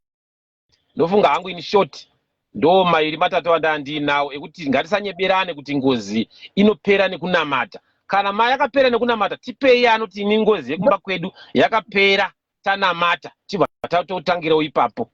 Kana paine chinzi ngozi inopera kuti kana aripo ngatijoinewo anoti sikwedu takanamata ngozi ikapera asi vasina munganamate macheche echirungu sei? Munganamate machechi apapa vaya vanoprofita vaya? Munganamate machechi yamufundisi vaya vanoparidza zvisingaiti? As long musina kuiripa hamuna zvamuri kuita. Munonzi muri kutsipika mweya wemufi kana mweya wemupenyu ari kutorarama anenge ari kugunun'una kuti saka mwana wandakazvara uyu haasi kumbondionawo here. Kutsipika kwamuri kuita haiperi nyaya iyoyo. Inoramba iripo. Mangoivhara henyu nhasi kuti usarote iwewe kana kuti iwo ngavasafunge nezvazvo, but hauperi mweya iwoyo. Izvozvo hauperi. Tsika dzedu ndo dzinofanira kutoshanda chivanhu chedu, ndo chatinofanira kutotendera, ndo chinofanira kutoenda pamberi. Kana mafunga henyu kuti regai ndingoite ndichivaraidza zuva ndiri kwapapa uku kwamufundisi nguva iko kuya asi zivai kwamakabva netsika dzenyu. aiwa tinotenda dzidziso yakanaka kudai madzidzisa tinotenda. Thank you very much. Thank you very much. Maita basa right guys. Madzidzisi zvinzwisisa handitika regai timbonzwa kune umwe varipo here apa guys vanoti ndiripo ndodowari ndiri kuona ndinda kuedha. Kana varipo vanoti havari kudzoka ndiri kutaura nevanhu uchataura miri wakadaro. Varipo vanoti isusu takavhara ngozi nekunamata kwedu ikapera ndokumbira kuti musende marequesti enyu chitaura kokoni. Ndikuti murungu akutodzoka. Ndachida kuti SIS MELLY vana papa vane kakunyengedzwa kwavanoitwa, so vachinzi zvoni iwewe unofanirwa kunogeza mvura iyi, kune oil iyi. Papa vachifamba neRange Rover, iwewe uchiswera uchinzi bvisa tithe, usina, uchisara pay yese yapera, usina kana pokurara pakatonaka, uchingonzi bvisa mari, asi achifamba nemota dzakanaka, achigara mudzimba dzakanaka, uchingonzi zvichaita chete, tiri kunamatira zvinhu zvekumusha kwenyu. Vanenge vachikunyeperwa. Right. Tinotenda Kola, thank you very much. Tinotenda. Right.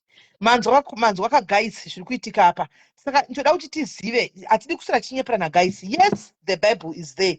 Yes, those who want to follow the Bible handitika. But ndine problem yekuti munoda kusarudza iro riri book 1 handitika. Nokuti pakauya Jesu apa vakataura zvamataura kuti vakati tabvisa takurarama pasi penyasha takudi dei rakachibva chitopatsanurwa kwakatotonzi papapa Old Testament haicha exist because mitemo iko zvino takuchirarama negrace saka tochingoshandisa New Testament chete. But you find kuti even mabhuku ari kuburitswa nhasi ese maBible anenge achingori neNew Testament neOld Testament. Kana mati takuita zveBible guys ngatichingoverengai zvese tongoverenga kubva kuna Genesis kuna Revelation tonega kusarudza zvinotiitira handika. Kana wati woita zveBhayibheri worega kutaura zvinokuitira iwewe uchijamba zvimwe zvaunoti hauzvidi. Wongotoindawo jaira pekuti Abrahamu wanga ari father of nation yanga ane vakadzi opo motongojaira kuti muchavigirwa vamwe mai mwana motongogara makadaro handimaona right. Saka ndo imwe nyaya. 2 vana vaitawo zvechivanhu vari kuita zvechivanhu. Regai vanhu vaite zvechivanhu zvinovaitira.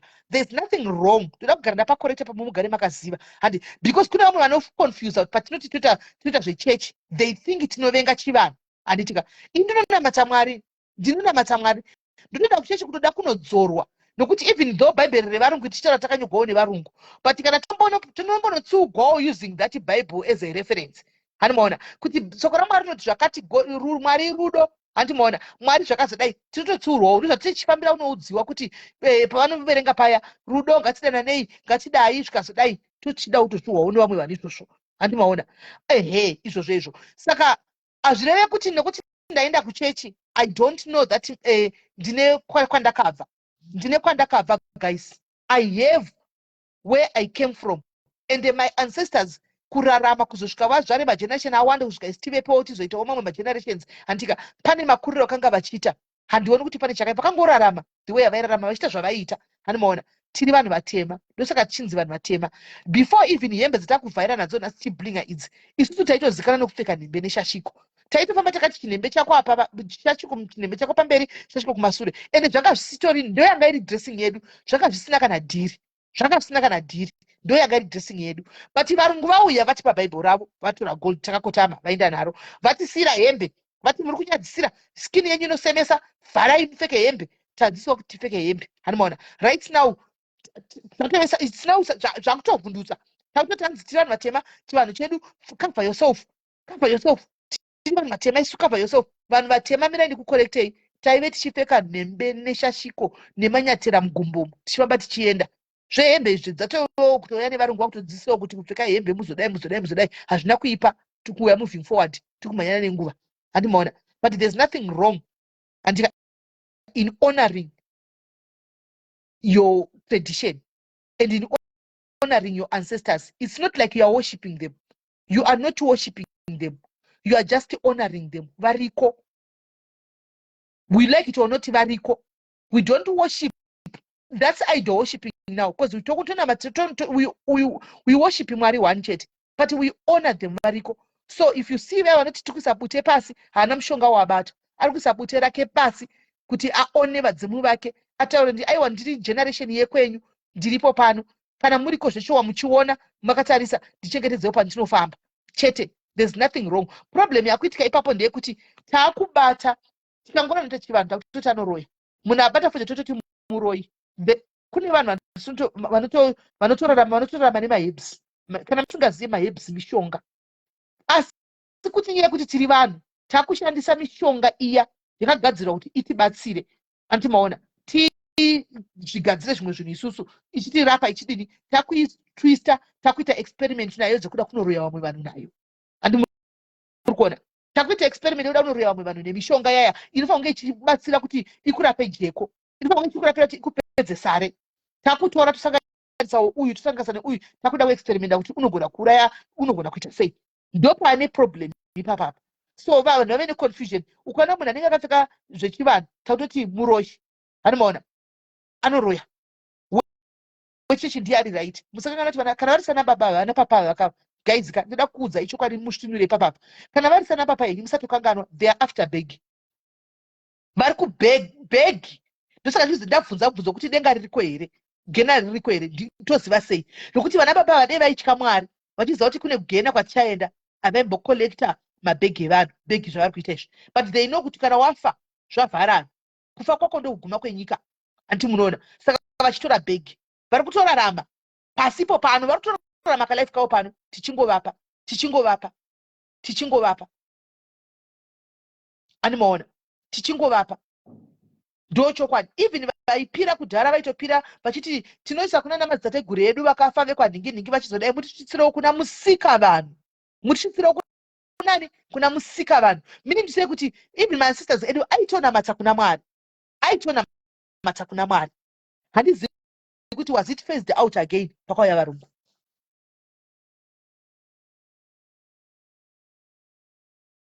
hanzi bhaibheri rinoti mofini watononokwazozokodza life that same bible who brought it and who told us that the Bible was brought in by white people. Before the white people came, how were our ancestors surviving? How were they living? What was their day-to-day life? Because that time yoyo antika vaitonamata zvichitoita vatonamata pamwe achaipapo zvaitoita saka the Bible, yes, the Bible is there. The Bible was brought in by these white people who came here. Zvotogona handiselina vakati pfugamai mukotame matasa kumabvazuva handika makabata Bible muchinamata makapfugama iyo vari busy kumora gold redu vari busy kumora madiamond edu vachitoba patinoti amen kudai vanga varova pasi nemaminerals edu. Who can come here and tell us kuti tinonamata Moses ndomuziva ndinonamata Abraham ndomuziva? Do you know them? worshipping kana uchiti mwari waAbraham ndinonamata mwari waAbraham mwari wanhingi, is that not idol worshipping? Andiringozama kuonesai, is that not idol worshipping? Mwari wa, is that not idol worshipping? Namata mwari wako chete. Hanzi saka mari hamusimela musimukristu. Nditori mukristu akakwana, but I believe in what I believe. Ini ndinonzwera mweya, the spirit of God. I go with the spirit of God. I don't go with the spirit of people, and I don't go with the spirit of men that was instilled in us by these white people. I know God. I am a Christian. Trust me. Because mwari variko. God is there. That one is a fact. And mwari ndotomunamata, whether ribude kana tidi mwari ndotomunamata, because without God there is no me. Mwari ndiye mukuru pane zvese. But zvimwe zvese izvi zvika izvi. No. That's what I'm telling you. I'm a very, nditori mukristu muombe chaiye mukristu chaiye. Kana chinonzi chikristu chi kunamata mwari handizvo. I worship God, the living God. Ndinonamata mwari mupenyu anorarama akaita kuti ndivepo. But zvenharo dzimwe idzi zvekuti kwai bhaibheri rikazoya rikazodai, kana usingadi kuti tionesane pano kuti ubva wandijaja kuti hanzi saka hamusi mukristu, because somebody is now judging me. Hanzi because mukutaura izvi saka imi hamusi mukristu. Zvambotaurwa nemamwe makola kuti vanozviti makristu aya ende vanojaja. Akati hamusi mukristu. Akati hamusi mukristu. Because according to kwaari muchikristu iye ndofanirwa kuverenga bhaibheri nekutedzera zviri mubhaibheri. Mofi nchitanga mambonoteedzera imimi painzi kudhara munhu akabanga guru ruoko. Ponzi munhu afutanga kupfeka hembe dzine makala 2, topfeka hembe nekala 1. Mumunda mainzi ngamurimwe nyimo chete, hamusanganiswi nenzungu. Handi munhu akatadza paineswa chisacrifice yembudzi kana kuti yewai. Totangira ipapo. I don't idol worship anyone. I worship God. I worship. Kuti bhaibheri rina vanhu vakafa. Bhaibheri rakanyogwa nani? Mofeni. Bhaibheri rakanyogwa nevarungu. Shemwari sotitaurira izvozvo. Rakanyogwa naAbhurahamu nana Moses nana chi. Handi sei bhaibheri risina kumbopiwawo munhu mutema? Sei rakauya nevarungu? Sei risina kumbonzi varungu? Vanhu vatema pinda nebhaibheri rinonzi vanhu vekwako. Sei chingozonzi varungu ndo vanongozonzi bhaibheri havateedzeri bhaibheri rakanyogwa. Do you know Moses? Nokuti Moses antori ancestors wevamwe vanhu. Abraham is an ancestor kune vamwe vanhu. Your own ancestors iwewe. Your own ancestors, you are not honoring them. You are not honoring them. But unoda kuona Abraham mwari wevamwe vanhu. Mumidzimu yevamwe vanhu. Because Abraham ane vazukuru vake vakaita nevakadzi vobhobho vaive navo. Handika saka atori tete guru. Atori ancestor wevazukuru vake. You are honoring Abraham, ancestor wevazukuru vake. Ko vako iwewe wamasa ari kuoniwa nani? Who's honoring them? We are not worshipping them. We don't worship my ancestors, but we know they are there because ndo kwatakabva. Handina se baba vangu namai vangu, baba vangu namai vangu zvavakatofa. Ndotokangana kuti kuna baba vangu namai vangu here vakatofa imi. Just because vakafaka. Vatone my ancestors vakafa. I have to forget. Hatina mati Bible uri right polite tona mata mwari. Thank you. Case closed. Tona mata mwari hatina mati Bible. Ndo pane problem papa. We worship God. We don't worship the Bible.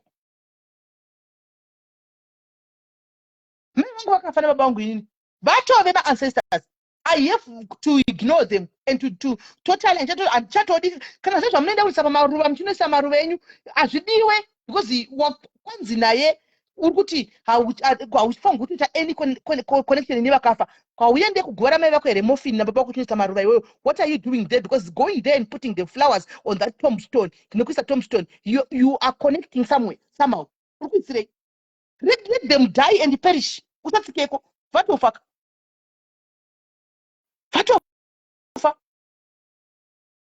So why are you going there? Because we go there, guys, even in my Christu, isu, tinoenda. Pagora babangu namai vangu kaenda kuzimbabwe, I go there, ndinoisa maruva. Antika, iwo kunyora mofini mucomment section tanzi, kwakanzi Bible rotazi, musavekana nechekuita. Nevakafa. Saka ndofunga kungoignore pachita sango pachita fangu kutotsikapa. Because vakafa, come on my guy. Come on my guy. Come on. Ropafadzo rangu rimwe. Nditori wanawo. Kana vachiona zveshuwa kune vanhu ivavo masisters angu. Asi Mwari ndiye mukuru pazvese. Mwari ndo muvhuriri wezvese, ndiye mukuru wezvese. Ende zvokuti gehena initanga mativigira proof yekuti kune denga kune gehena totangira ipapo. Otherwise inini hangu ndakazvimiririra. Chero kuchechi kwedu vachiparidza kuti vanoparidzawo kuti denga ririko, gehena ririko. Vanoparidza kudaro chokwadi. But inini pachine zvangu sedunga munhu. Inini ndinoti kuva kwako ndokuguma kwenyika. ini ndakazvimiririra asi muchechi handiwait naro ndini ndichingoteerera ndikuti amen haleluya amen but ini ndechiti Mwari kufa kwangu zvarova nokuti kuti ndichazomuka rini guys tine matangomanzachitogwa zve400 years ago handika before the New Testament came vana nhasi 400 people vakafa vanhu ava saka vachamuka riniko zvichafamba sei guys vanhu vachamuka rini kuti tichizoenda kunotonga kugehena kana kuti uyu kudenga saka ndimunongona kuti kufa kwako ndokuguma kwako kufa kwako ndokuguma kwako in other words in short andika in short musanamate vana papa don't be colonized napa because the same way we were colonized by these white people is the same way that you are now being colonized by these vana papa right zvana papa ndakambokubvunza mubvunzo pano ndikati vana papa venyava seiko zviri zvivafana zvoga zvoga kungodai paita papa pakonapo zera racho come youth come ghetto youth kungodai paita papa pakonapo kungodai come ghetto youth kungodai paita baba pakonapo papa masvikapo come 2000 ko vana papa vakuru varipi tikungoona baba guti ndovatiri kuona baba guti vachinge tasvika pasvikapo chete ende baba guti havaiti zvezvo chiprofita zvemamira kuwati handika vana papa vesiri mamira kumani vemamira kubhendi vemamira kuchi zvifana makambozvibvunza mubvunzo iwoyo here makambozvibvunza here kuti Mwari uri kungotaura mune vafana ava sei vafana vanhu vari muzvidiki wai vasi kumbotaurawo hakuna here vana baba vari kugona kupiwa mweya waMwari uyu madhara ane ma40 years 50 years 60 years sei zviri kungopiwa tuma 24 years 25 years 30 years 35 zvichidzika zviri kufamba sei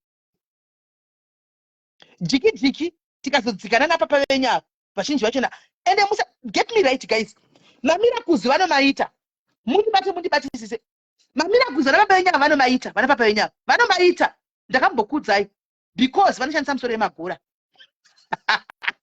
ndakambokudzai mukati ndiseka mukati ndopenga right now inda kune vanoita zvemasaramusi kuti ndoda kuprofita unoti audzo kuchiprofita ireyo uyo unoti auyo here uchifembera iyo vanomaita mamirakuzi because even bhaibheri ramuri kutaura iroro rakatotaura kuti satani achati gomo ibva pauenda paine richafamba richazviita the devil wacho wamutaura vatiri nezvake pana pasatani uyu handi muri kumuona kuti ane simba rakaita sei vanhu vari kuparara nechihure simba rasatani iri vanhu vari kumwa doro zvokusvika pakutokomita masuicide satani anotaura nesimba he's doing that saka musafunga kuti mamira kuzava vazviiti vana papa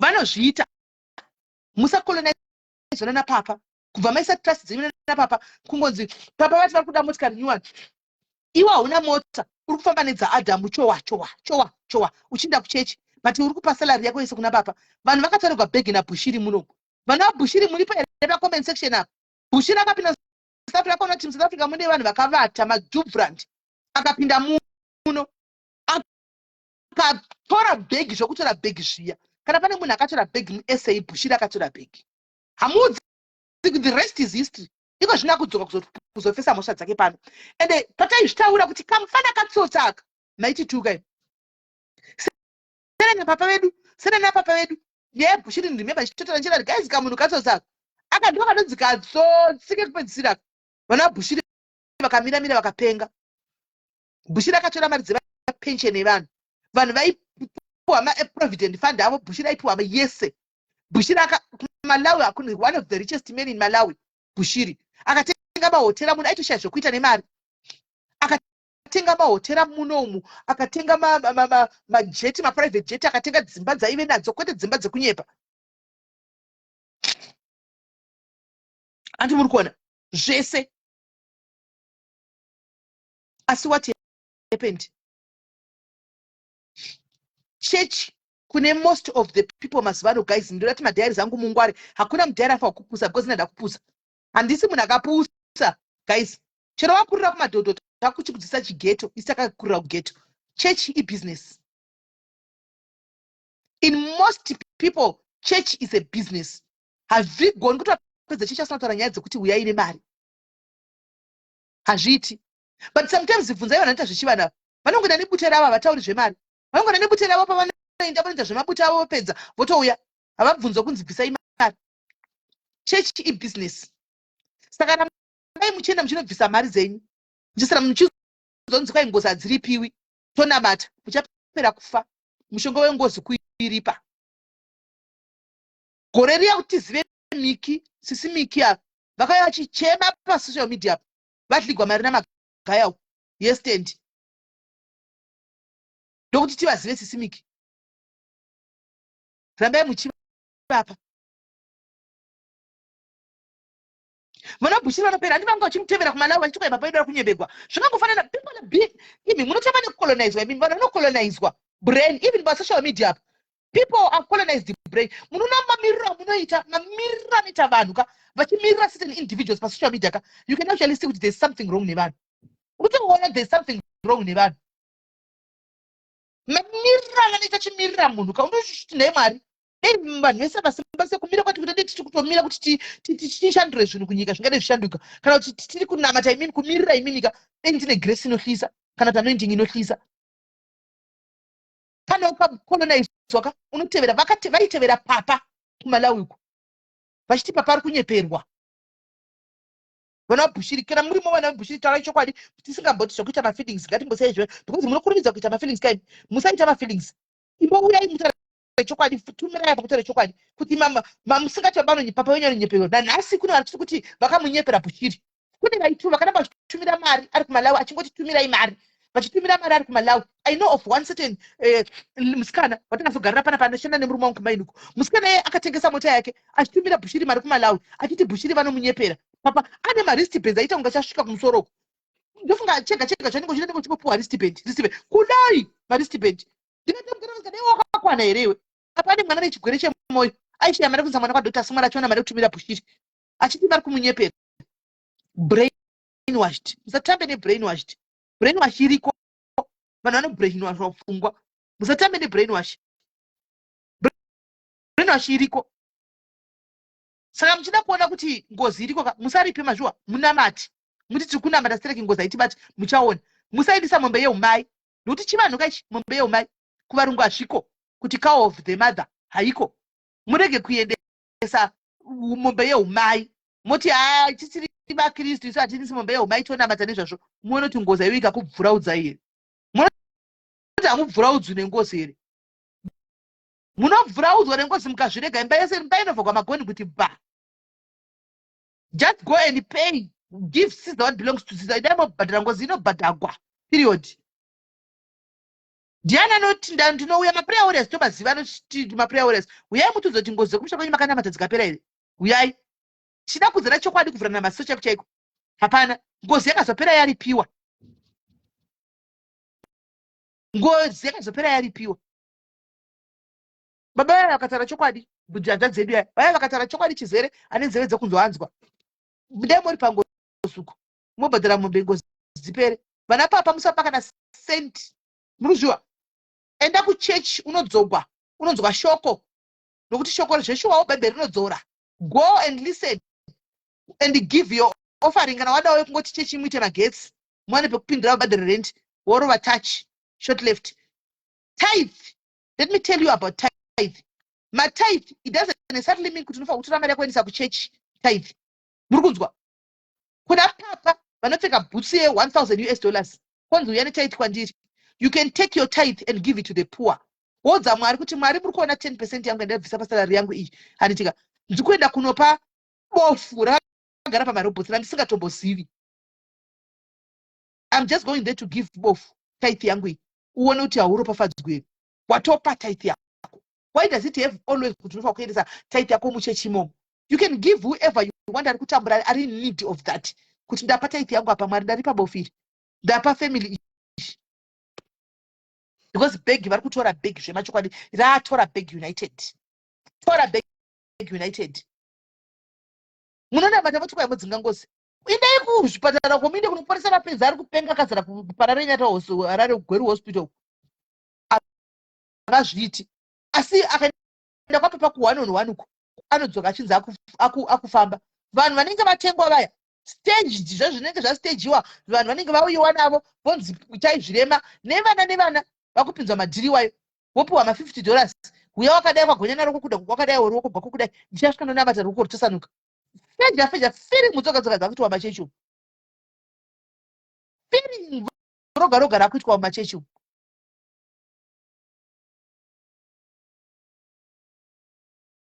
ndanda kuda kupedza guys because manheru achada kuzodzoka palife manheru achada kuzodzoka palife saka ndada kuda ndichipedza idzi manheru tida tauda dzemafaro tisingadi kutaura idzi nyaya idzi kunamata kuna kuti mwari anonamatwa munamata kuna kuipa mwari mukuru pane zvese nemwari tisomunamata but nzvera imweya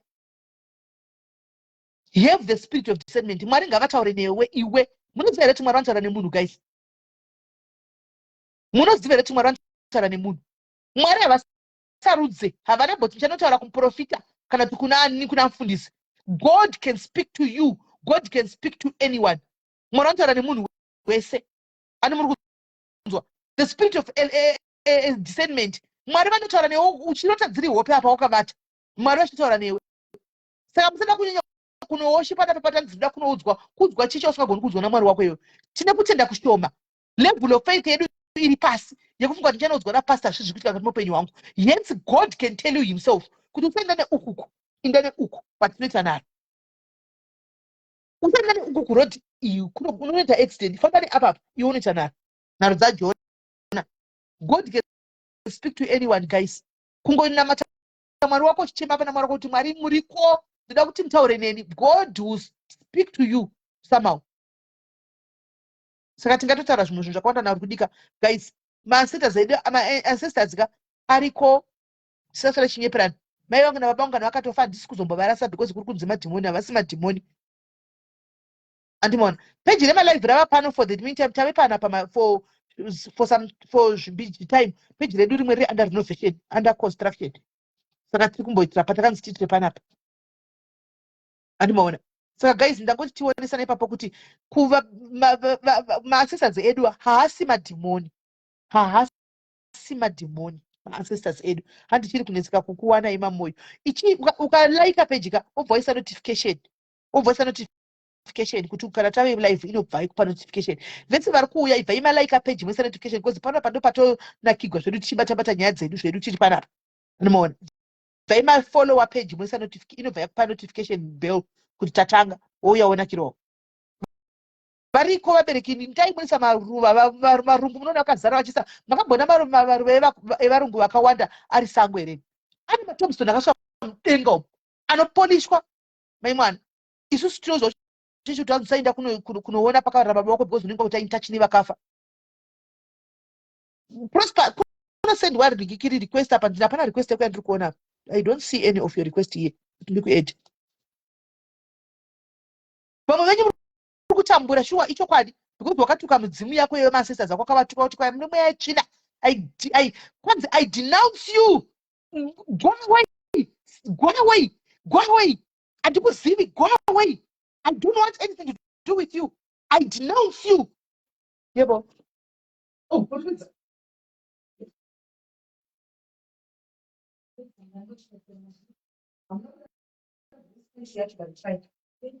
That's why so much but it's okay. Shut your head. I denounce you. Kudzinga zvinhu zvinofanira kunge zvichitoku vanhu baba vako namai vako vari kuchengeta vari kufamba newe vakakutarisira every day. I denounce you. Go away. I don't want to see you. Taizvitiswa kumachechi uko guys inini nditori muzaliwane chaiyo kudaro from vet. Taizvitiswa kuchechi uko. Kudzinga. Dzinga. Munotsinga. Auntie. Mandigira sweetener 2 aiwa ndivigira imwe 1 nechi3 andimaona so tangoti tionesana ipapa guys aminoti munoti kudi kana pana vanoda kufona naidzi namba dzekufona modziziva 064 49 ndingotora at least 5 ndobva ndaenda ndati sweetener ndigira 1 mandigira 2 ndipe imwe 1 ndaindise nhamba womaisa saka ndawedzera ndina mai we alright sharp namba ndapina sipana isa ndikiri edina mbo eja edina tinzwe bayai green button ndokuedai kana kuti fona inamba ndapina apo ndongotora 5 chete uyu ari kuisa request obva decliner why oright itai zvokufona fona inamba idzi 5 people chete 5 mukauya moita ma3 minutes 3 minutes 3 minutes ndoda kupedza manheru guys tingatozopera huro manheru da kutodzoka palife tichiitei toda kutandara manheru palife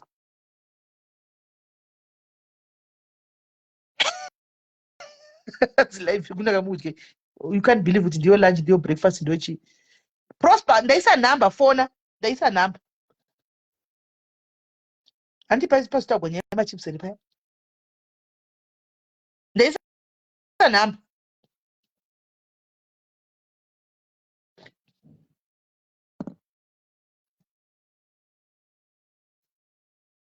fona ika guys kana musingadi ndikate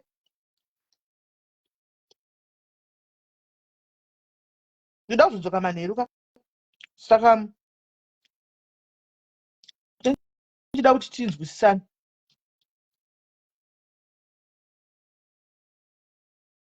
okay right ush ngachifona riketi mutene kule yes tumelo kunzwa upfungwa dzamu kwakanaka kana chakamboipa uchawa mwachituka isimelo ngachita blasphemy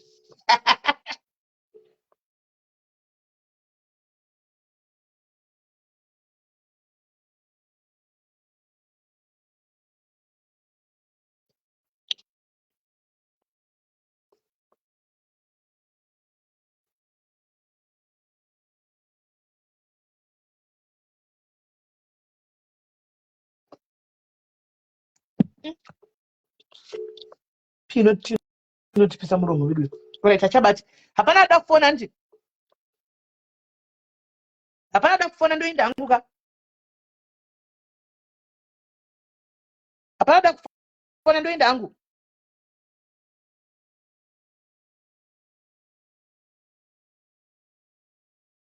ndimudzoke after 8 after 8 ndozoveta nguva yemalive panapa ndita 3 hours zvokubata late asi nhasi Friday ndogona kuita I send aid all right yes I see it I'm adding you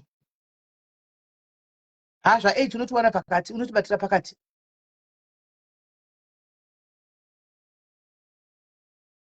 uri kudeclina fami uri kudeclina femi why ndanimbotira kuenda utoni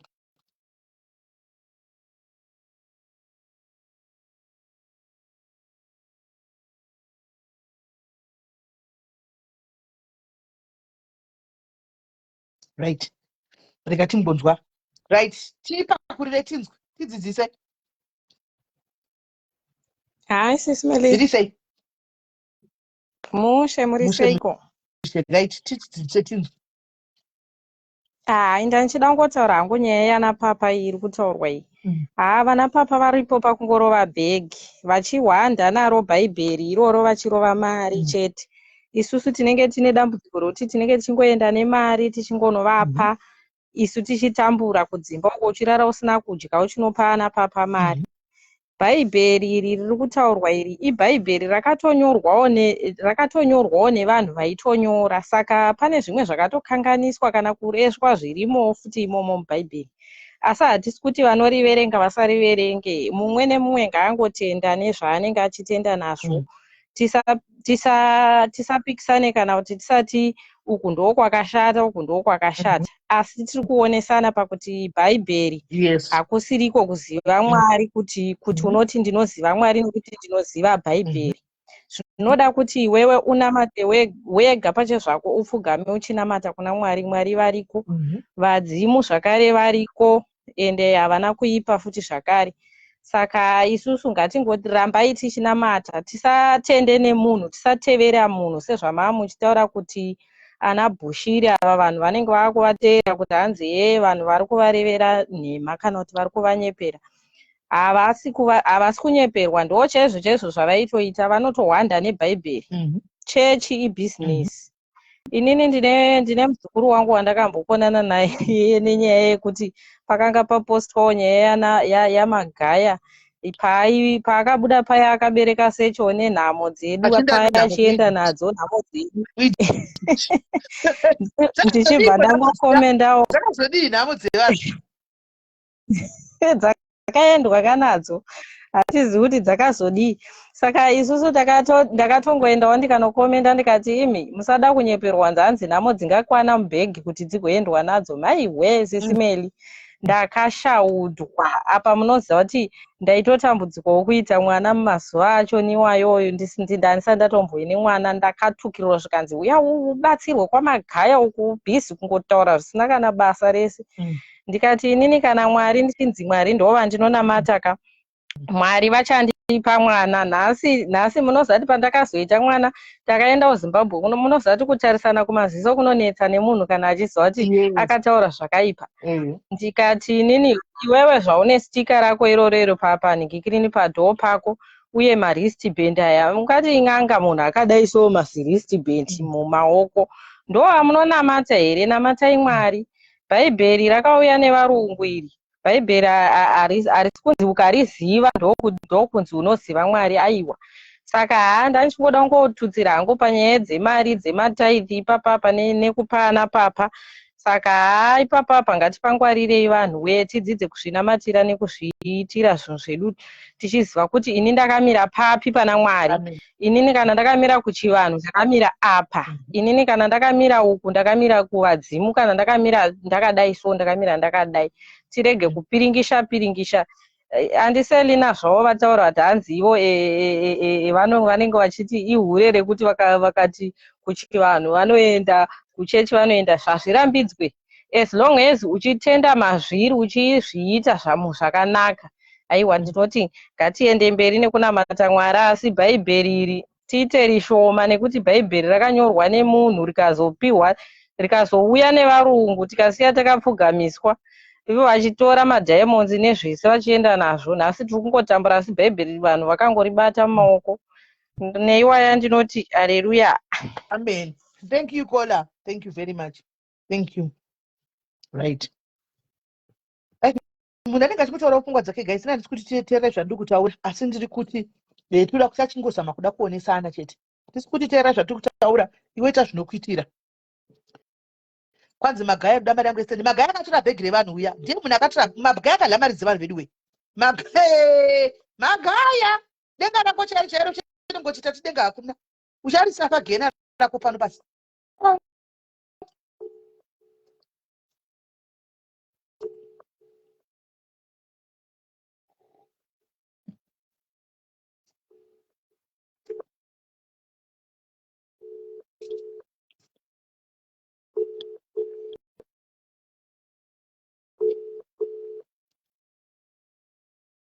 Hello. Hello. Yes, what to say? Mushe ndoda kutaurawo panyaya dzechivanhu nekereke nechechi. Inini ndakakura mai vangu vachiita zvechivanhu. Maitira vaiita zvechivanhu zvakatanga vachiri mudiki. Saka vabereki vavo vakabva vavatengera machira echivanhu. So mai vangu vaingosvikirwa so. Kana vachinge vasvikirwa tabva tatotora machira avo tovawaridzira tovafugidza.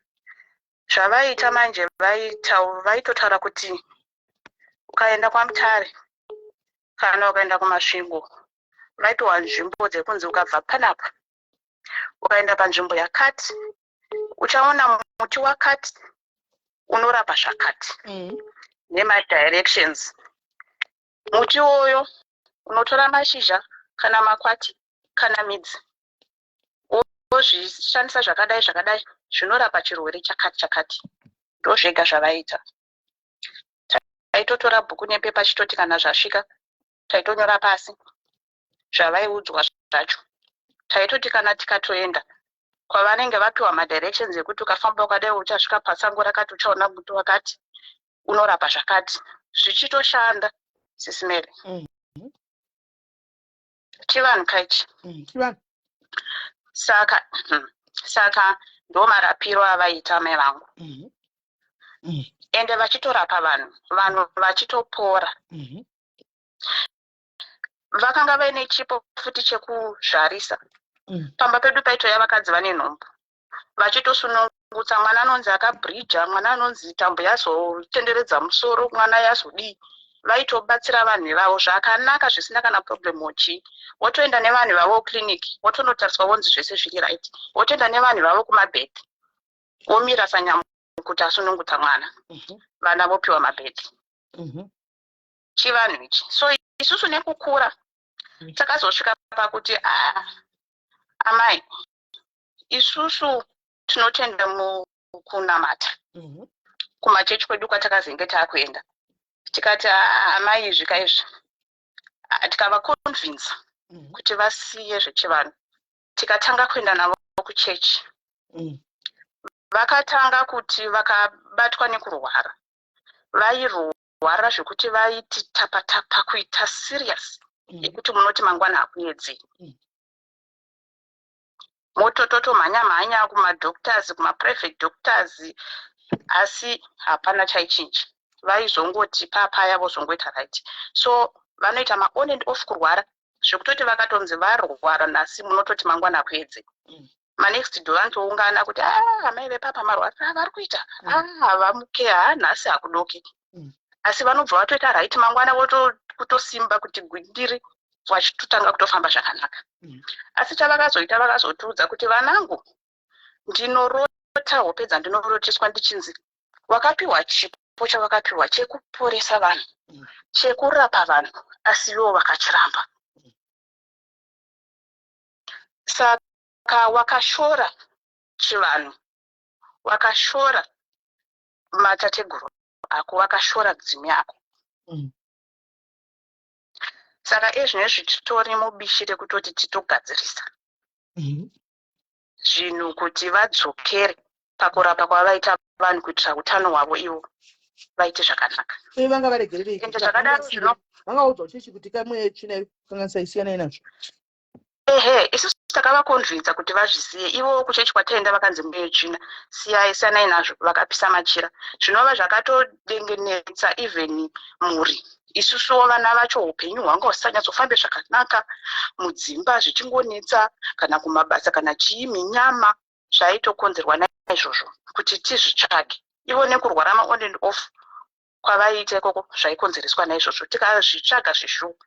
Munoziva kune mamwe maprofits, kune mamwe maprofita vekuti vanenge vaine chipo chavanenge vainacho chechivanhu, asi vachizozvishandisa muchirungu. Just because akauya chiti chivanhu toti isusu zvakaipa hatidi chivanhu, saka vanhu vanofanira kumhanyira kuti machechi. Exactly. Yes, vanhu havadi. So vanenge vakuzoita zvechirungu kuti vanhu atoshandisa midzimu. Vachitoshandisa mudzimu. Chatinokanganwa isusu vanhu vatema kana kuti chatisingazive ndechekuti varungu vasati vauya muAfrica, vanhu vakare vairarama sei? Kwakanga kusina mahospitals. Vairapana sei? Izvozvo ndo zvatinokanganwa kuti vanhu vakare varungu vasati vauya, zvipatara zvisati zvavako, vanhu vairapwa sei? Vanhu vairarama sei? Saka chivanhu chiriko. Vanhu tingarambe zvedu tigotenderera tigodii, asi chivanhu chiriko. Chivanhu chiriko. Irori bhaibheri ratinoti Mwari waJakobho, Mwari waIsaya, yowe Mwari waAbhrahamu, wewe mozotidzwa, zvatinenge tichita tichinamata, tichifamba tichiwaza maoko, tichichema, tichirova madziro, tichiita sei. Zvakasiyanei nezvinoitwa muchivanhu zvekuti munhu anopfugama omberera vadzimu vake. Vangu inini vedzinza rangu ndo vandichitaura handiti ndoti mundisvitsirewo kuna musika vanhu anova ndiye Mwari kavatiri kunamata mbeberi, anova ndiye Jesus Christ wacho kaaziriye ndiye yeka. Asi kungoti muchivanhu vanozopedzisana kuti mundisvitsirewo muna musika vanhu. Zvasiyanei nekunamata tichiti Mwari waAbhrahamu, Mwari waIsaac, Mwari wani, Mwari wani ndinzwewo. Zvakangofanana, asi maitirwo azvo ndo akangosiyana. Asi kwatinenge tichizvisvisa kumwe chete. Akasika denga nenyika ndiye mumwe chete. Akasika vanhu muridzi wazvose, musika vanhu Jesus Christ ndiye mumwe chete. Asi maitiro ndo vanosiyana chete. Saka vanhu vanoenda kuchechi musashore chivanhu. Vanhu vechivanhuwo vasashorewo vanhu vanoenda kuchechi. Izvozvi takadzokera kuchivanhu SIS MELLY, takadzokera kuchivanhu. Murume wangu ndakamuudza ndikati zvakwauri kuzvigamuchira kana kusazvigamuchira ine bute mumba muno tichagara ririmo, ndichagara ndichirigeza munomba urimo, zvakwauri kundijoina kana kurega.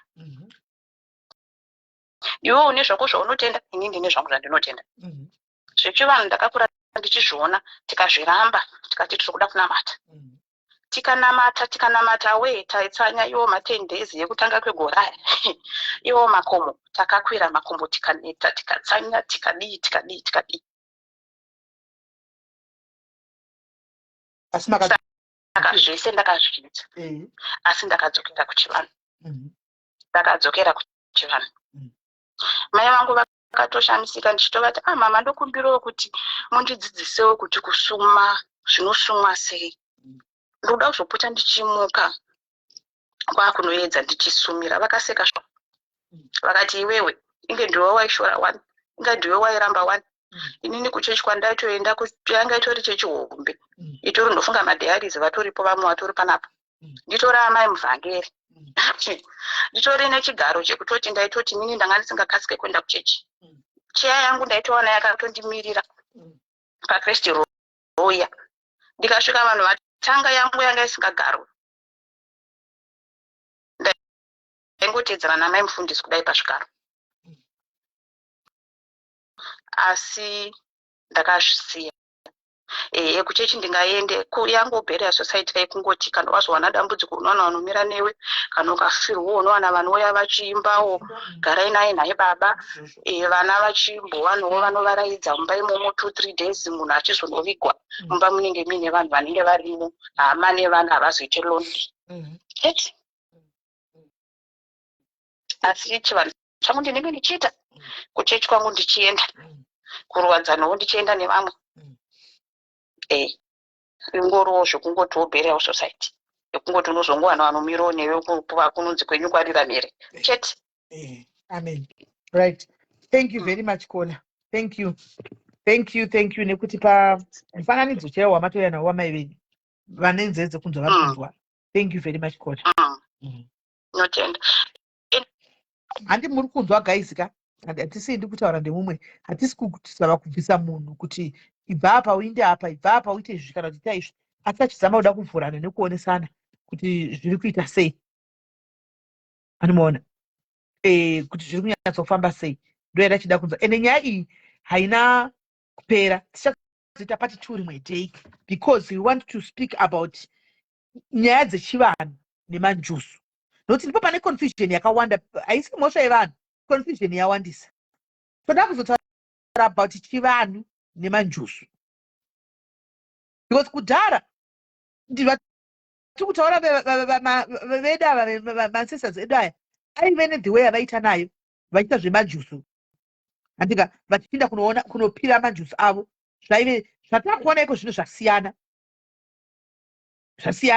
Saka tichida kunyatsonzwisisa kuti pari kunyatsofamba sei. Ende munhu wese asingangozviti ndinjusu. Ende njusu dzedu dzatodzadza kudhara kana perfume chaiyo yanga isingabati, kana cutex chaiyo yanga isingaiti, kana makeup chaiyo kwaitotyisa. Kwaitosika mati pakati area yakati pane tikamashura, panofuma makuseni pachionekwa pakanikwa manapkin, pachifuma pakaonekwa pane vanhu vari panze pachirinzwa ngoma pachidini. It is not the same anymore. Iko zvino asi vanhu vanenge vachitine manjusu. Saka guys, zvaiko zvino zvenyaya iyi yakwana. Let's meet again panext week apo, kana kuti paSunday futi, kana paMonday Tuesday tichitaura nezvenyaya yemanjusu iyi. Toda kunyatsonzwisisa kuti zviri kufamba sei. Handika chivanhu nemanjusu, what is going on. Chivanhu, manjusu nechiKristu actually tinyatsoziva kuti zviri kunyatsofamba sei. Handika kudzidza. Ende guys, tozoti ita zvinokuitira munhu nemunhu, gaita zvinomuitira. Usaudzwe zvinokuita nemunhu, ita zvinokuitira iwewe. Handika tosangana time muve nezuva rakanaka. Bye.